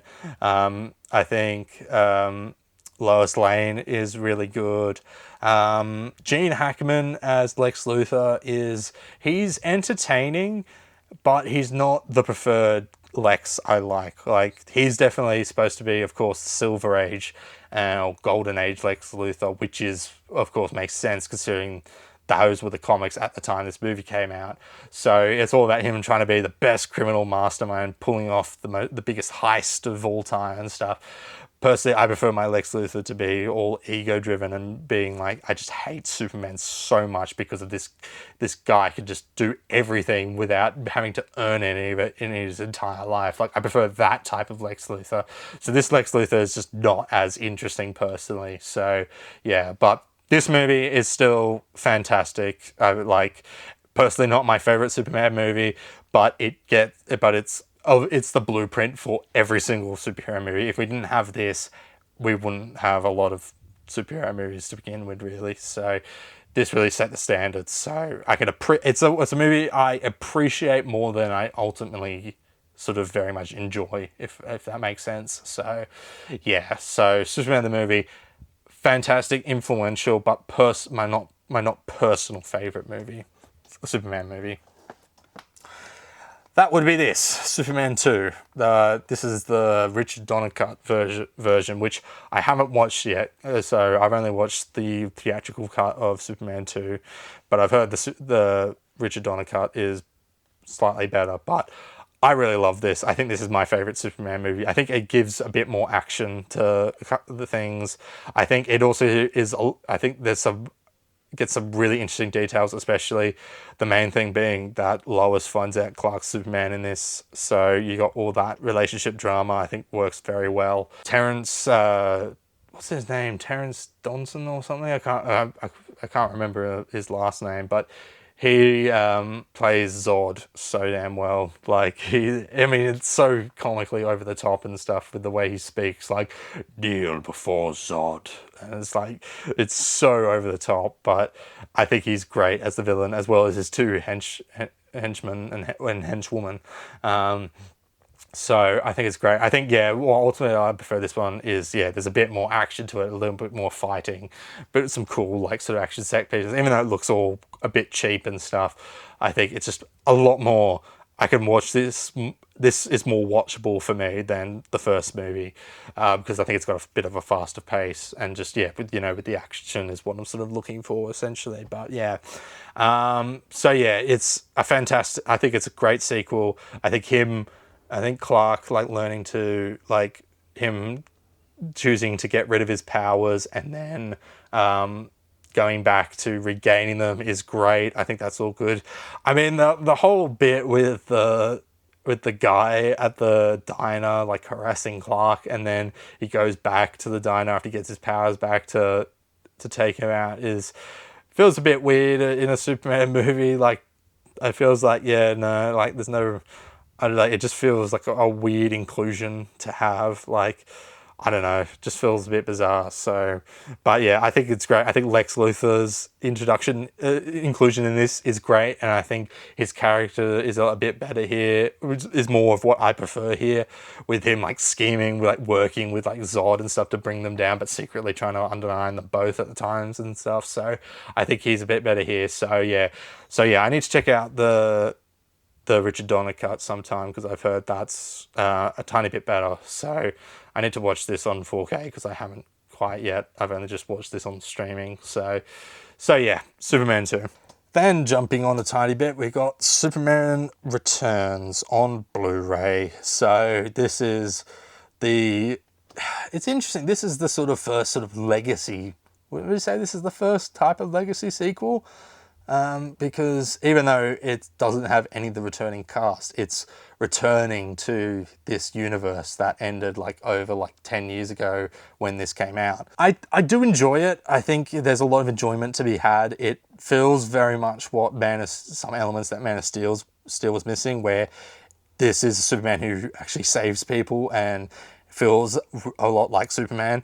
Even if at times he's a bit of a stalker in this movie. I think the cast is mostly okay. I think Brandon Routh is also really great as Clark Kent and Superman. I think he's just absolutely excels.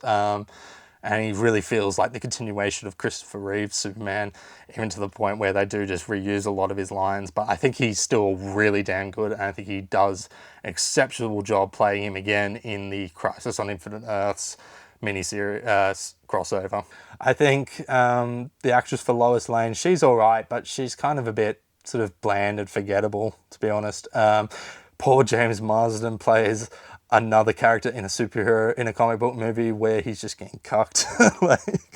And then also Kevin Spacey as Lex Luthor is, like, he's definitely trying to do Gene Hackman Superman, Gene Hackman Lex Luthor, which I understand because it's set in the same universe, but I wish they would reinvent him to be the more egocentric Lex Luthor of the modern era. This movie, it's interesting because, yeah, it's also a long ass movie. It's like 2.5 hours long, almost bordering on like 2 hours and 40 minutes. So it's a long movie, and not a lot happens. Like, it is just a lot of Superman moping about, well, like, saving people a couple of times, and then him following Lex Luthor to the big island, and then him getting his butt kicked. Like, there's not really any standout, like, action scenes, because it's like all of, like, I think the plane scene is probably the highlight of the movie. I think right from the get-go, that first scene when he rescues the plane out of the air, I think that's phenomenal. But I think I need my Superman movies to have someone to sort of be punched against, like someone who could take Superman's hits a bit. So yeah, so I think this movie, okay, but I can understand why this didn't get a sequel, because visually not a lot happens, and visually as well, the color palette is a bit mixed, because at times it has this really cool design of Metropolis where it harkens back to its 40s type aesthetic, but then other times it just looks the lighting looks so washed out and flat and looks very similar to sort of movies that have come out, more modern blockbuster movies that have come out in recent years. So yeah, Superman Returns, it's okay. It's enjoyable, but definitely sort of not the triumphant, smashing return that Superman should have been. So, yeah. Then we move on to the Arrowverse. So I've got a couple of seasons of the Arrowverse on here. So we start, of course, with Arrow. Okay, so my feelings are complicated on the Arrowverse. I think ultimately it's a good thing we got it. But looking back, there is just a lot of stuff that just feels like, yeah, of course, this was definitely on the CW, and there was also just so many legal issues that were happening with all the characters and stuff like this. So, like, for example, Arrow, I think it's an enjoyable show. I think it started off really good, lost its way a tiny bit, but then picked its way up. But I think it's an enjoyable show. However, when you watch it as having come back from getting into DC Comics and experiencing Green Arrow and stuff, you can see this is just a Batman show with a Green Arrow skin plastered off. It is so trying hard to be a Batman show but they can't use Batman because DC have this, well, Warner Bros. Have this weird embargo thing where only the big DC heroes can only be in the movies and they can't be in TV shows. So they were like, oh, we can't do a Batman show, but who's Batman? Who's kind of Batman adjacent? Why don't we just do Green Arrow? So this show is just a Green Arrow show that's just trying so hard to be a Batman show. However, it is quite enjoyable. I think this first season is damn good. I think it's really cool. It's just such a cool vibe of just like of Oliver Queen just coming back from being marooned or being away for 5 years and then coming back to his city to enact justice, and having this idea of him having a list of all these people that his father worked with or were affiliated with that were all corrupt and stuff. So every time he kills someone, he crosses a name off the list. I think that's pretty compelling. But yeah, this first season, pretty enjoyable, but it does feel a lot that it's just trying to be a Batman show. So yeah. Season 2, the best season of the show, I think. Maybe between that and season 5. I think this is really interesting. I think what I forgot to say about the first season is the flashbacks make it really interesting. I thought that was one of the coolest things I'd ever seen until I watched Lost, and then I kind of realized they mainly just nabbed a lot of that from that. So, but I still think the flashbacks are great. I think this season is great because it does merge the flashbacks with the main timeline together brilliantly with the inclusion of Deathstroke. I think Deathstroke is probably, that and Prometheus are tied as the best villains for this show. I think it's great. So yeah, season 2 I think is the best season of this show. I think tied with season 5, but it's just really enjoyable, really awesome storytelling, some good characters. I think Laurel particularly is really good. This is probably her best season, where she's just an alcoholic all the time and just so miserable all the time. Season 2, pretty damn good. Then we got season 3, which is where sort of the show really, this is the first sort of sign of it going a bit downhill. I think the first half is really good, but I think everything afterwards, I think mostly once Oliver gets back to Star City after taking on Ra's al Ghul, or Ra's al Ghul as they call it in this one, I think it goes downhill. But I think everything up to him fighting Ra's on the cliff, as well as the couple of 3 episodes where the rest of Oliver's team have to defend Star City against Brink, I think that's his name, the English mobster guy. I think that's really good, but it's once he gets back, and then everything afterwards I think is pretty good, pretty meh. Although I do like that episode when Quentin Lance just leads a massive manhunt against Team Arrow and Oliver, and they have to go on the run. I think that's a really enjoyable episode. But yeah, this is sort of where it starts to go downhill. I mean, pivoting to making Felicity the love interest, I understand why they did that, because, you know, the hacker tech girl has pretty much more chemistry than the Black Canary. But it's like, man, it's Oliver Queen and Dinah Lance have like one of the most sort of special sort of relationships in the comics. Like, sure, they fight a lot and they have them spats and stuff, but they're really an entertaining couple to read about. And so I was hoping we kind of get this, but we really don't. They sort of tease it in the first 2 seasons, and then they just pivot to making Felicity the main love interest. So it's just bizarre. The whole thing with Ra's al Ghul, I think, is the main prime example of this show trying so hard to be a Batman show, where it's just like, we're just going to take Batman's villains and just have Green Arrow fight them. So yeah, I think season 3 is okay, but I think it definitely is when the series really started to go downhill, especially in the flashbacks, when we start to get to the point where we find out Oliver actually managed to get off the island and was working with Argus and stuff, and like doing all this secret mission type stuff that just feels like, nah, just stick to the island. It's more compelling. So yeah, but yeah, season 3, okay. Then we have Arrow season 4, which is just I mean, it's the worst season of the show, and I mean, once upon a time would have said the worst season of the entire Arrowverse, but with that, it could probably no longer hold true, considering the last like half of the Flash could take up that spot. So, but anyway, so yeah. Arrow season 4, I barely remember anything about this season. I think the last time I actually watched like Arrow all the way through, I actually decided to skip this season. I can't remember why, I just did. And it actually kind of works kind of all rightly, like jumping from season 3 straight to season 5.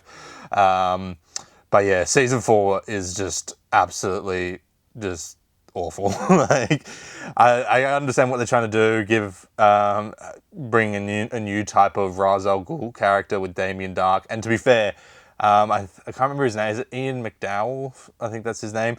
He is like probably the best part of this show, because he's just hamming it up as Damien Dark. I think it's just absolutely, he's so entertaining to watch. So, and I do need to eventually get around to maybe checking out Legend of Tomorrow, because I think from season 2, he's one of the big bads in that. So yeah, but I think he's probably the best thing in this season. I think the big problem with this is they just straight up make Arrow a magic show, like as in with like just like full on fantasy and magic, where it just completely kind of goes against Arrow's whole premise of being like a dark and sort of gritty sort of comic book show.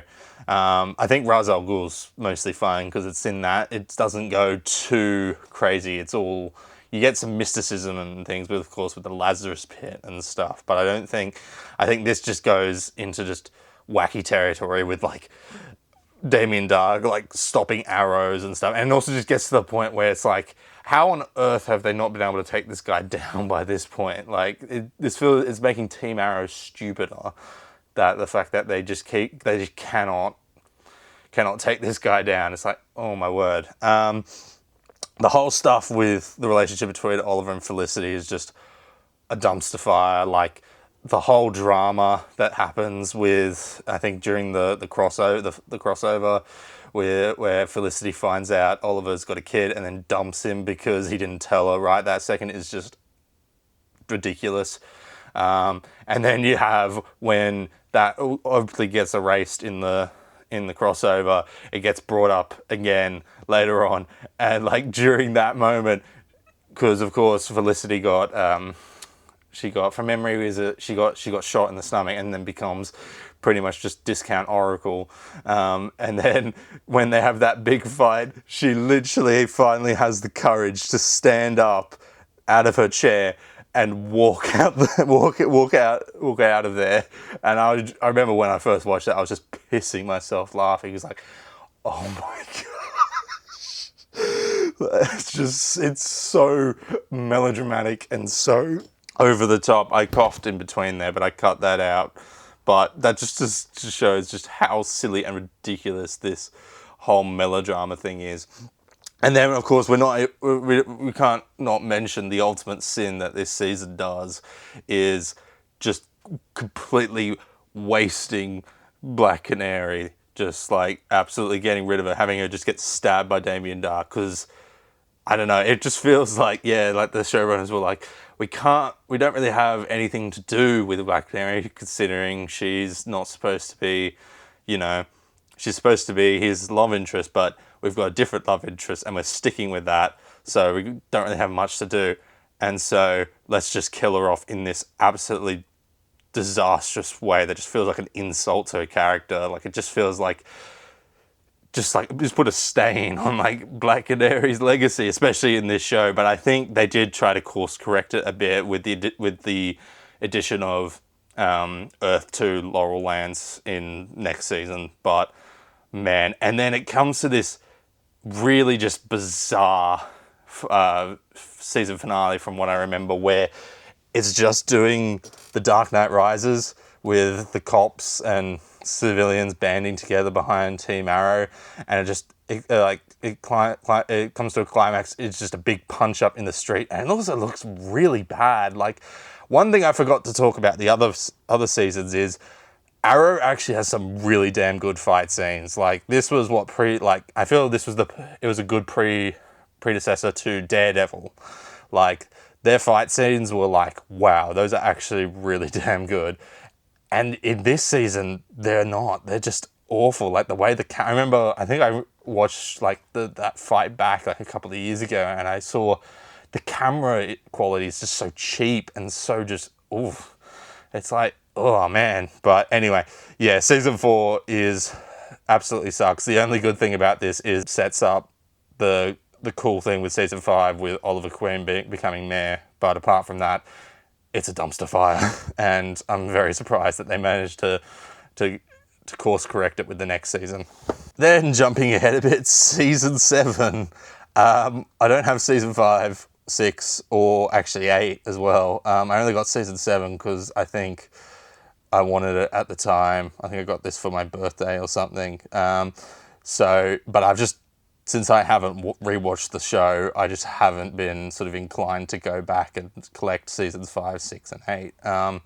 But anyway, so season 7, the first half of this is peak. Like, I think it's really damn good. The whole setting with Oliver in prison, now that his identity's been revealed, I think is absolutely stellar. I think it's great. I think it's just such a tense few run of episodes, and I think it does it quite well. Ricardo Diaz is a meh villain, but that's more a season 6 problem than a season 7 problem, even though he's the main villain of this first half.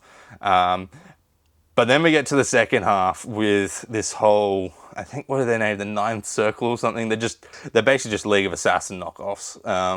And so, yeah, and it just feels with the inclusion of Oliver having a secret sister with Emiko, I think that's her name is. But I did like the first few episodes of that second half where Oliver is just out in public as Green Arrow. Everyone knows who he is.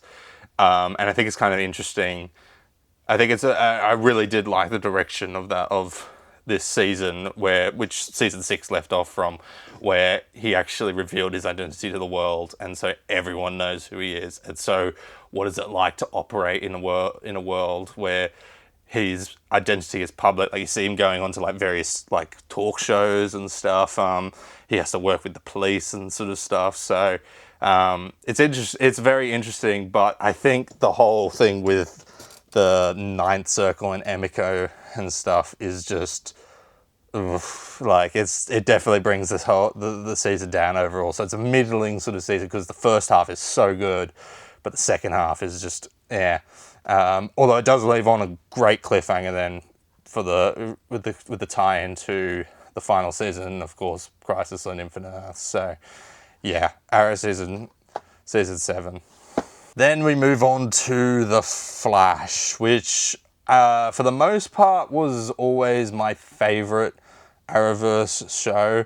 But as it went on, I sort of came to the realization that Arrow is quality-wise the better show. Like, it has better seasons and also actually had a better final season as well. So, but I don't think anything will come close, to be honest, to the peakness of this first season. I think this first season is fantastic. I think, sure, it's the CW, so there's a lot of melodrama between Barry and Iris and all that sort of stuff. But I think this was this was my first introduction to Eobard Thawne / the Reverse Flash, or Professor Zoom, and man, what an introduction! Like, Tom Cavanagh, I think that's his name is, kills it in this. He is like the reason you should watch it. And Grant Gustin, I will say, actually, he is actually really damn good as Barry. I think those first few seasons, it's cool to see him transition from being like fun, nerdy sort of Barry Allen to like this sort of hardened kind of, or sort of, a bit more hardened leader type in the later seasons, because he's just gone through so much trauma and stuff. And so, but yeah, season 1 I think is great. I think it has the best story arc over time with Reverse Flash, and just Reverse Flash is just, he's like the main. I think he is the highlight of the show. Like, because he's just so damn good, and just such an interesting character, just about this guy who's from the future who idolized the Flash so much, but then as he went on, he found out that he would become his nemesis, and so that just broke him mentally, and just became so petty against Barry, to the point where he's doing all this awful stuff to him just because. I think he's such a great character and such a great villain, and I think this is undoubtedly his best season, where he tricks Barry into working with him and basically creating the Flash from him. And I think, just those like final few episodes when the rest of the team figures out what's happening, and it's just everyone just Reverse Flash. It's damn good, and leads into, I remember, I think this was the first show I watched where I remember it was a season that ended on a cliffhanger, because for me, I hadn't watched a whole lot of shows when this came out, because I watched this, like, I think maybe between seasons 2 and 3 coming out, I think, because they came to Stan when which was a streaming service, because this started, I believe, 2014, and I don't think we started to get streaming services here in Australia until 2015. I think Netflix was the first one, and then after that there was a whole slew of them. So I think, we got this in like 2016 or something, and I remember I watched it, and then so I remember watching this and watching the whole final episode and the final scene where Barry has to go up into the particle accelerator, tornado, and go up, and then it just cuts to black. I was like, wait, what? That's it? That's the end of the season? But how? How does that work? How does, like, what? Like, because I was just so not used to I'd never experienced a show before where a season ends on a cliffhanger. So, that was an eye-opening experience for me. But anyway, so season 1 of The Flash, best season of the show, really. So it's a shame of what the show became later on, that it never reached these highs really again. So then we got season 2 of The Flash. This always used to be my preferred season over season 1. I think it was because the whole Barry and Iris melodrama love triangle thing with Eddie was just got on my nerves a lot, and I think this season's better because there's not really much of that in this season. I mean, you got what's her name, Patty, I think, from memory. Patty, that develops the love interest type thing, but for the most part is mostly absent here. But anyway, I think this still is a great season. This is definitely the second best season of the show, I think. It's not quite as good as season 1, but I think it's still a really damn good season. This introduces the multiverse. I think Earth 2 Harrison Wells is the best version of Harrison Wells. I think he's great. I think the inclusion of Wally is pretty good. Zoom is a good villain. I did love the twist that he pretends to be Jay Garrick Flash in order to deceive Team Flash and stuff. I think this is still a very good season. And I think it has probably my favorite episode actually is probably the two-parter when Barry and Cisco go to Earth 2. I think that two-parter is just so cool to watch, and just the awesome like 40s like golden age era of Earth 2 just looks absolutely spectacular. So yeah, Flash season 2, damn good season. Then we move on to The Flash season 3. For the longest time, this was my least favorite season of the show, but having watched the later seasons, I can rightfully say, this is nowhere near as bad as those seasons. I think for me, it immediately started on the wrong foot when it didn't deliver too much on the awesome premise that the end of season 2 was setting up with Flashpoint, because the way it was being hyped up in this show, I thought it was going to be, take place across several episodes rather than just the first episode and that's it. To be fair, that first episode is pretty damn good. It's pretty awesome. But it does feel a bit bait and switch. That's only one episode in this whole 22 episode season. I think it's very interesting how much of an impact this makes of Barry doing Flashpoint. Like, it not only messes everything up in his show, it messes up other people's things, mainly the fact that John Diggle from Arrow gets a son rather than a daughter. They get switched around. So I think that's very interesting. But I think this one definitely goes for a more darker tone. And I think at times it does work, sometimes it doesn't. Like, Cisco, I just hate for the first half of this season because he's just so miserable and just hates Barry for the fact that, I can't remember, it's something that got his brother killed or something. Like, Barry's flashpointing caused his brother to die or something, and then when he finds out about Flashpoint, he just hates Barry so much. It's just like, it feels like a far cry from like the joy and whimsical Cisco to suddenly just be a massive miserable asshole to Barry and stuff, and just treat him just so appallingly. But yeah, this season's also the one that begins Barry and Iris's romance, which is enjoyable. I think Barry and Iris I much prefer actually over Oliver and Felicity from Arrow. But I think this whole setup thing with this season, of course, with Savitar. Like, Savitar he starts off interesting, but as the season goes on, you kind of realize where it's going, and it's like, okay, let's get to the reveal, and they don't do it until the second last episode of the show, of the season. But yeah, and then you've got this whole plot line in the second half about trying to prevent Iris dying and stuff. It's a really dark season. It just feels very miserable to watch at times, because like, Arrow is great for that, but that's its premise. It's supposed to be dark. It's supposed to be gritty. The Flash was always supposed to be a bit more whimsical and a bit more sort of a bit lightheartedness. I'm not saying like it should be like Legends of Tomorrow lighthearted, like silliness like that, even though that does work for its show. I think this has to strike a good balance where there can be a lot of some dark stuff that happens, but I think you can't just be getting into like Arrow territory where a lot of time everything's quite miserable all the time. So, but yeah, season 3 I think was always the weakest. But then, as with the later seasons went on, it's actually probably seen as probably the last good season of the show. So yeah. Then we've got the last one I've got, which is the season 4, which tone-wise it felt back to form.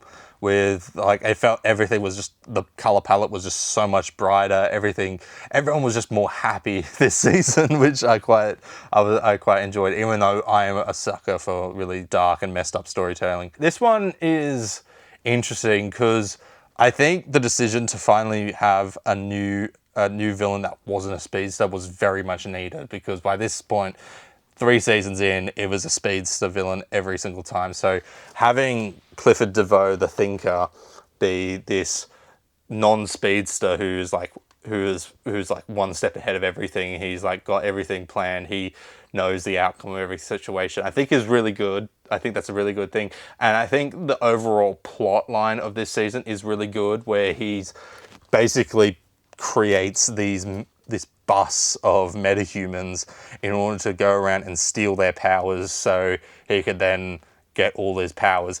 His ultimate objective for that is a bit dumb, with him literally trying to make everyone more stupider and only make him the smartest. But I think the build up to that is quite good. Sometimes I think the execution of the powers is good. I just think the main problem with it is the fact that since he's switching between all these different people, like he's putting his mind into his different bodies, we don't really get a chance to connect with DeVoe at all. He, like, when we think of Clifford DeVoe, I really think of him at the beginning, at the end of the show, when it's the main actor who plays him. I think it's a bit tricky because, like, yeah, like at the start, at the end, he's good, but in the middle, when he's just jumping between different bodies, it's just kind of hard to sort of see it as that's the same guy as that, because the performances between the various actors vary quite a lot. So, but yeah, of course, this has the infamous moment with Iris where she's like, "We are the Flash," which is just, oh my gosh, just no. like I understand what they're trying to do there, but the execution of that is just way off. It's just like, no, Barry is the Flash. So yeah, I think, yeah, this season is a bit of a mixed bag. There's a lot of stuff. Ultimately, I think I probably prefer this season over season 3, which might be a bit of a hot take. But I think, yeah, like there's a lot of good stuff in here, but there's also really a lot of stupid stuff. I mean, for every Flash time, you get We Are the Flash. So, but yeah, so season 4, good, yeah, it's okay. And the last of the Arrowverse Blu-rays I have, really. So, yeah. Then we've got Invasion, which is the first, the really big crossover. There's been a couple of crossovers before, but this was the first one between Arrow, Flash, Supergirl, and Legends of Tomorrow. And I think it's enjoyable. So this is the only way really to get the full show without just buying each respective seasons on Blu-ray. So I've stuck with this DVD. But yeah, so this was an enjoyable. I think it was really cool because it was like to see all these characters unite in this episode was great. It felt so good compared to what was happening with the DCEU, where it was just struggling so hard to make a team up sort of event like this. But yeah, so I'm trying to remember what happens in this one. I believe it's based on the Invasion comic, which I hear no people talk about. It's all about, yeah, aliens coming to Earth, and so everyone bands together to take on these aliens. And then this, everyone finds out about Flashpoint, and that's quite an interesting scene, even though Cisco's being an absolute douchebag there, where he's like just goating Barry, just demanding he tell everyone about Flashpoint. I think that scene is quite good, where everyone finds out what happened. You've also got Arrow's, I think, was it 100th or 50th episode? I think it was his 100th episode, yeah. And so that was a celebration where basically all the Arrow characters get plugged into a Matrix-style simulation of what could have been if Oliver never went on the boat. And I think that was a really good episode and really sort of interesting. But yeah, fun crossover event. Great. It was great to see something like this for the first time, and it was, yeah, pretty damn fun. However, Crisis on Earth X is probably the best crossover, probably tied with Crisis on Infinite Earths. But yeah, I think this one does it so mostly really well. I think having just everyone in the Arrowverse come together to fight a Nazi planet is just really fun. It being based around Barry and Iris's wedding, that's a good way to get all the characters together. The thing that I don't really like about this one is the whole double wedding at the end between Barry, Iris, and Felicity and Oliver. I think it feels like so Tumblr-esque of like, we were like, would it be so perfect if we got two of the main couples on the two biggest shows to get married at the exact same time? And so yeah, I just feel that whole bit is just like, feels a bit of smack in the face for Barry and Iris, where they just ruined their moment to be like, hey, can we get married too? And I think they address that in the next episode of The Flash.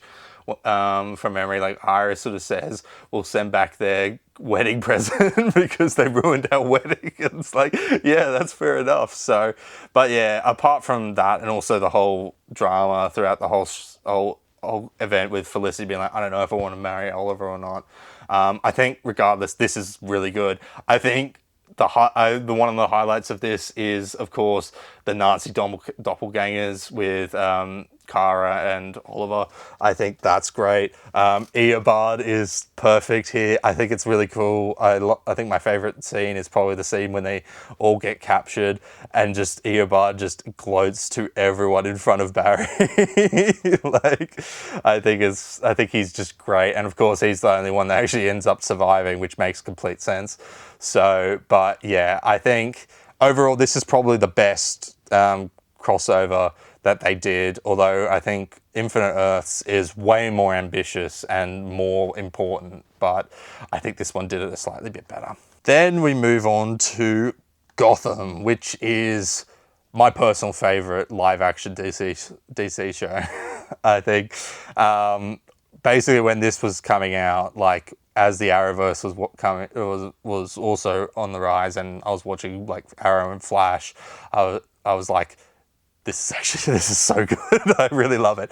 It's completely over the top and absolute cheese, but I think it gets so ridiculous and so creative. But it doesn't really start like that. This season, the first season, is trying to be a cop/mob drama. And to be honest, I quite enjoy it. I think it's really, really fascinating. I think having this world of Gotham City up until like the Batman was like my favorite depiction of Gotham City, because it just, the style of everything is just so dreary and so just everything. It just really highlights just Gotham is just an absolute awful place to live. It's just so bad. Like, I think you get that with like Jim Gordon, who's like recently moved from Chicago, and he's just thrust into this world where the entire police department is absolutely corrupt and just like so awful. And you see he's just like, he's just so isolated about this one cop who wants to do good, is just stuck in this corrupt precinct that's been corrupt for ages and ages. So you got his partner Harvey Bullock, which is probably my favorite version of Bullock apart from the animated series. And then you've also, of course, got the underworld mafia sort of stuff with, you know, Falcone and Maroni, Fish Mooney, and the Penguin. And I think the Penguin is fantastic in this show. I think he's probably top three best Penguin adaptations, because this gets one characteristic of Penguin's so right, in that he's so slimy and he's so like slippery in terms of like allegiances and stuff. Like, he will like pretend to be aligned with someone, but really he's working for someone else, or when he sees the opportunity to work for someone else to bring someone else down, he will take that instantly. And so that is on full effect in this show. I think, yeah, he's a great character in this. I think Fish Mooney is all right. I think she's an interesting sort of mob boss who, you know, wants to take over from Falcone and is secretly plotting against him and stuff. So she's sort of all right. Bruce Wayne, I think, is damn good in this show. I think the actor who plays him is fantastic. And then, of course, you've also got the start of some of his sort of supervillains. Like, of course, you've got Riddler. Best live action version of the Riddler, maybe, I think, apart from the Batman. But I think this does the more comic accurate Batman sort of adaptation. But yeah, sticking with this first season, it does take a bit to get going because it's trying to find its footing. It starts off as like a mob and cop drama, and a lot of people felt that it didn't work quite as well as what it eventually became, and I understand that, but personally I really like this first season. So yeah, season 2 of Gotham, this is when the show really started to find its feeding with just making it just a whole show about Batman's villains, just making a Batman show really just without Batman, and that on paper doesn't sound that compelling, but to be honest, how crazy and out of left field the show goes, I do respect it and enjoy it a lot, because this show really does have some of the best adaptations of Batman's villains, if I'm being perfectly honest. So season 2, this is when it really starts to find its footing.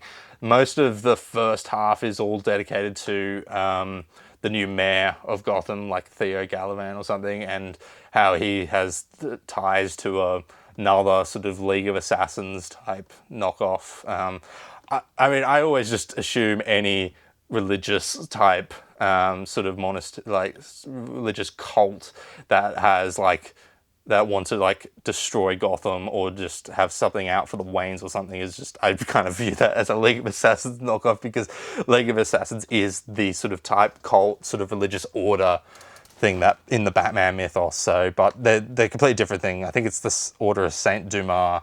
That's this one, and so I think that first arc is quite good when Jim Gordon's just trying to get dirt on this guy and trying to figure out what his motive is, and it climaxes to a really great mid-season finale where basically everyone teams up to go rescue Bruce Wayne, and I think it's so cool. You've got Alfred in this. That was the other thing I forgot to mention.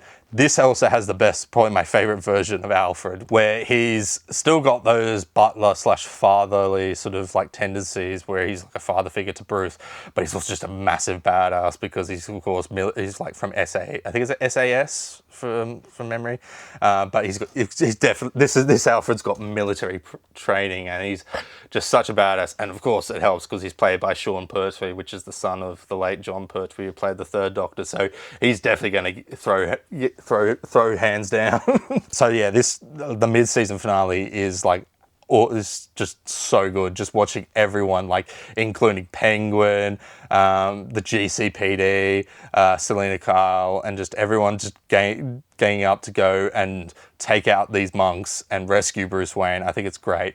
Then the second half pivots to introducing Hugo Strange at Arkham Asylum, and I think he's very good. I think the actor B.D. Wong plays it really well. This also has the introduction of all the freaks and monsters, where we get to the more fantastical side of Batman's rogues gallery. Of course, we get, I think, Mr. Freeze introduced in this season, and his is tricky because his first 2 episodes, his introduction episodes, are so damn good, but they decide to make the choice of having Nora commit suicide, and then basically he then commits suicide by flooding his body with just liquid nitrogen and stuff, but then he actually survives. And I thought, okay, that could be an interesting look where will we follow this Mr. Freeze, who now no longer is able to fight, is able to do his thing to save Nora. We could see a broken sort of Mr. Freeze. And really they don't really explore any of that, because after that he just becomes a generic henchman just for hire, which is kind of sad. So it's strange that they fumbled that, because those first 2 episodes or that first episode or 2 when he's introduced is fantastic and the best live action portrayal of Mr. Freeze. But then they just don't do anything after that with him, which is a bit of a shame. So I think, yeah, this season is damn good. I think this is where it starts to find its footing, especially towards the latter half with the monsters, and sort of also the psyche of all the villains, especially Penguin and Riddler. This is when they first meet up, and I think also that's another good plot line. This season also has the whole bit where Riddler frames Jim for murder, and he ends up going to prison, and then he has to break out and clear his name. I think that's a great story arc. So yeah, season 2 is a much improved season over season 1 because it definitely finds its footing and finds its footing on what the show is going to be going forward, and it's infinitely more entertaining for that. So yeah. Then jumping ahead, we've got Gotham Season 4. I need to pick up Season 3 sometime, but just a quick summary, I think Season 3 is also really damn good, although there's a couple of... I think it has the best version of Mad Hatter in all adaptions, and the Court of Owls stuff is a bit mixed, but I don't mind it too much. But anyway, Season 4... this is the best season of the show. I think this is damn good. You get that first sort of half or so where it's all about Penguin and Sophia Falcone, which is interesting that she was introduced in this before being on the Penguin show. But yeah, so you get Sophia Falcone in this, she's a very interesting character, and her butting heads with sort of Oswald Cobblepot. You've also got the first half, of course, with Professor Pig, and just being how completely disturbing he is. Like, it's like that whole scene when they're at the banquet with all the rich people, and he makes them eat those pies, and it's just like, oh my gosh, like, it's so gnarly and it's just so gross. So yeah, you get that. And I think it's also interesting they make him like kind of like this con man where he doesn't have he's like got multiple identities to him. Like, because I remember when they bring him in, I of course played Arkham Knight, so I knew his name was Laszlo Valentine. And so when they said his name was someone else, I was like, wait, what? Like, that's not his name. And then, of course, he escapes and then gets recaptured. And then upon getting recaptured, they find out, oh, yeah, no, that identity was fake. Like, he's actually from the southern states, and his name is Laszlo Valentine. And so, yeah. But then, of course, he escapes and then eventually gets killed by Sophia. So he gets kind of wasted by Sophia Falcone. But, yeah. Then you've also got the second half of this season, which is with Jerome and Jeremiah Valeska, which I see a lot of people... I think I do see why people are a bit angry with that, because they reveal that he's got a twin this whole time, and then they double down on that by killing off Jerome and deciding to make Jeremiah the main Joker. But personally, with what happens in Season 5, with the way they portray Jeremiah, I'm fine with that, because Jeremiah becomes so damn good as the Joker figure, which is, again, this whole show, I mean, its whole existence was created out of an embargo about saying you can't have Batman in a Batman show. And so there was all this other embargo stuff where some villains were off limits, mainly the Joker, so they couldn't actually call him the Joker. But yeah, this leads into a great climax, probably the best finale of the whole show, with Jeremiah setting off a bunch of bombs around Gotham, leading into Season 5 with No Man's Land. So yeah, the other good thing I really love about this has a really damn good arc for Bruce Wayne. I think at this point when he's starting to do Batman things when he's not Batman yet. Although you do get that sort of long sort of arc of episodes where after he seemingly kills Ra's al Ghul, he just becomes just a partying douche and just absolutely treats Alfred appallingly. But I do see what they're doing there, because he's just coming to his guilt of having to let that... I think from memory, he got some kid killed or something, and then just having to kill Ra's al Ghul and stuff. So he becomes an asshole until he gets poisoned by Poison Ivy, and then is reborn, and then it sticks to basically just becoming Batman, doing Batman things, just without putting on the Batman mask and just being Batman. So. But yeah, so Season 4, this is the best season of the show, and I think I think this is really on top form. I remember when this was coming out, it was compared to this while watching Arrow or Flash, I was like, this is just leagues better than Arrow, but that's just my personal preference. So yeah. So then moving on to one of the later sort of DC TV shows, we've got Peacemaker, the first season, which is really damn good. Like, I think we were all quite surprised about how good this was. Like, this just so damn good. Just looking at Christopher, I can't remember his last name. I can't remember what his last name was, but Christopher or Chris slash Peacemaker is a very interesting character. I think it has a great supporting cast with his team. I think everyone is great and memorable. The fact that he has a pet eagle that is very, very human and very sentient and can obey orders is fantastic, and feels like a bit of a sort of shot at the MCU for having for Falcon only having a drone for a sidekick and not an actual Falcon. But yeah, I think the plot of this with like a butterfly aliens invading the planet is great. I think it's just a really just enjoyable show, and a lot of messed up stuff happens in it though. Like you've got his whole relationship with his dad, who is just the worst person in existence. Like, he's just everything. He's homophobic, he's a Nazi, he made him kill his brother and he blames him for it. Like, just absolutely, I don't know why I single out homophobic as being one of the worst things you could be, but you know, anyway. That whole relationship's just so messed up. And then you get, everyone else is really compelling. Vigilante is hilarious. Adrian Chase is crazy, because I remember when I first watched this and I saw a Vigilante and Adrian Chase, I was like, wait, that's not right, because I watched Arrow, and in that, Adrian Chase is Prometheus and Vigilante's some other guy. But then I read the comic in some, like, I think 1 or 2 Peacemaker comics, because these comics are obscure as hell. I think in various DC comics, Adrian Chase is Vigilante. So they were actually comic accurate there compared to Arrow. So, but he is absolutely hilarious. He is so good. He's one of the main highlights of the show. And yeah, so great season, great start.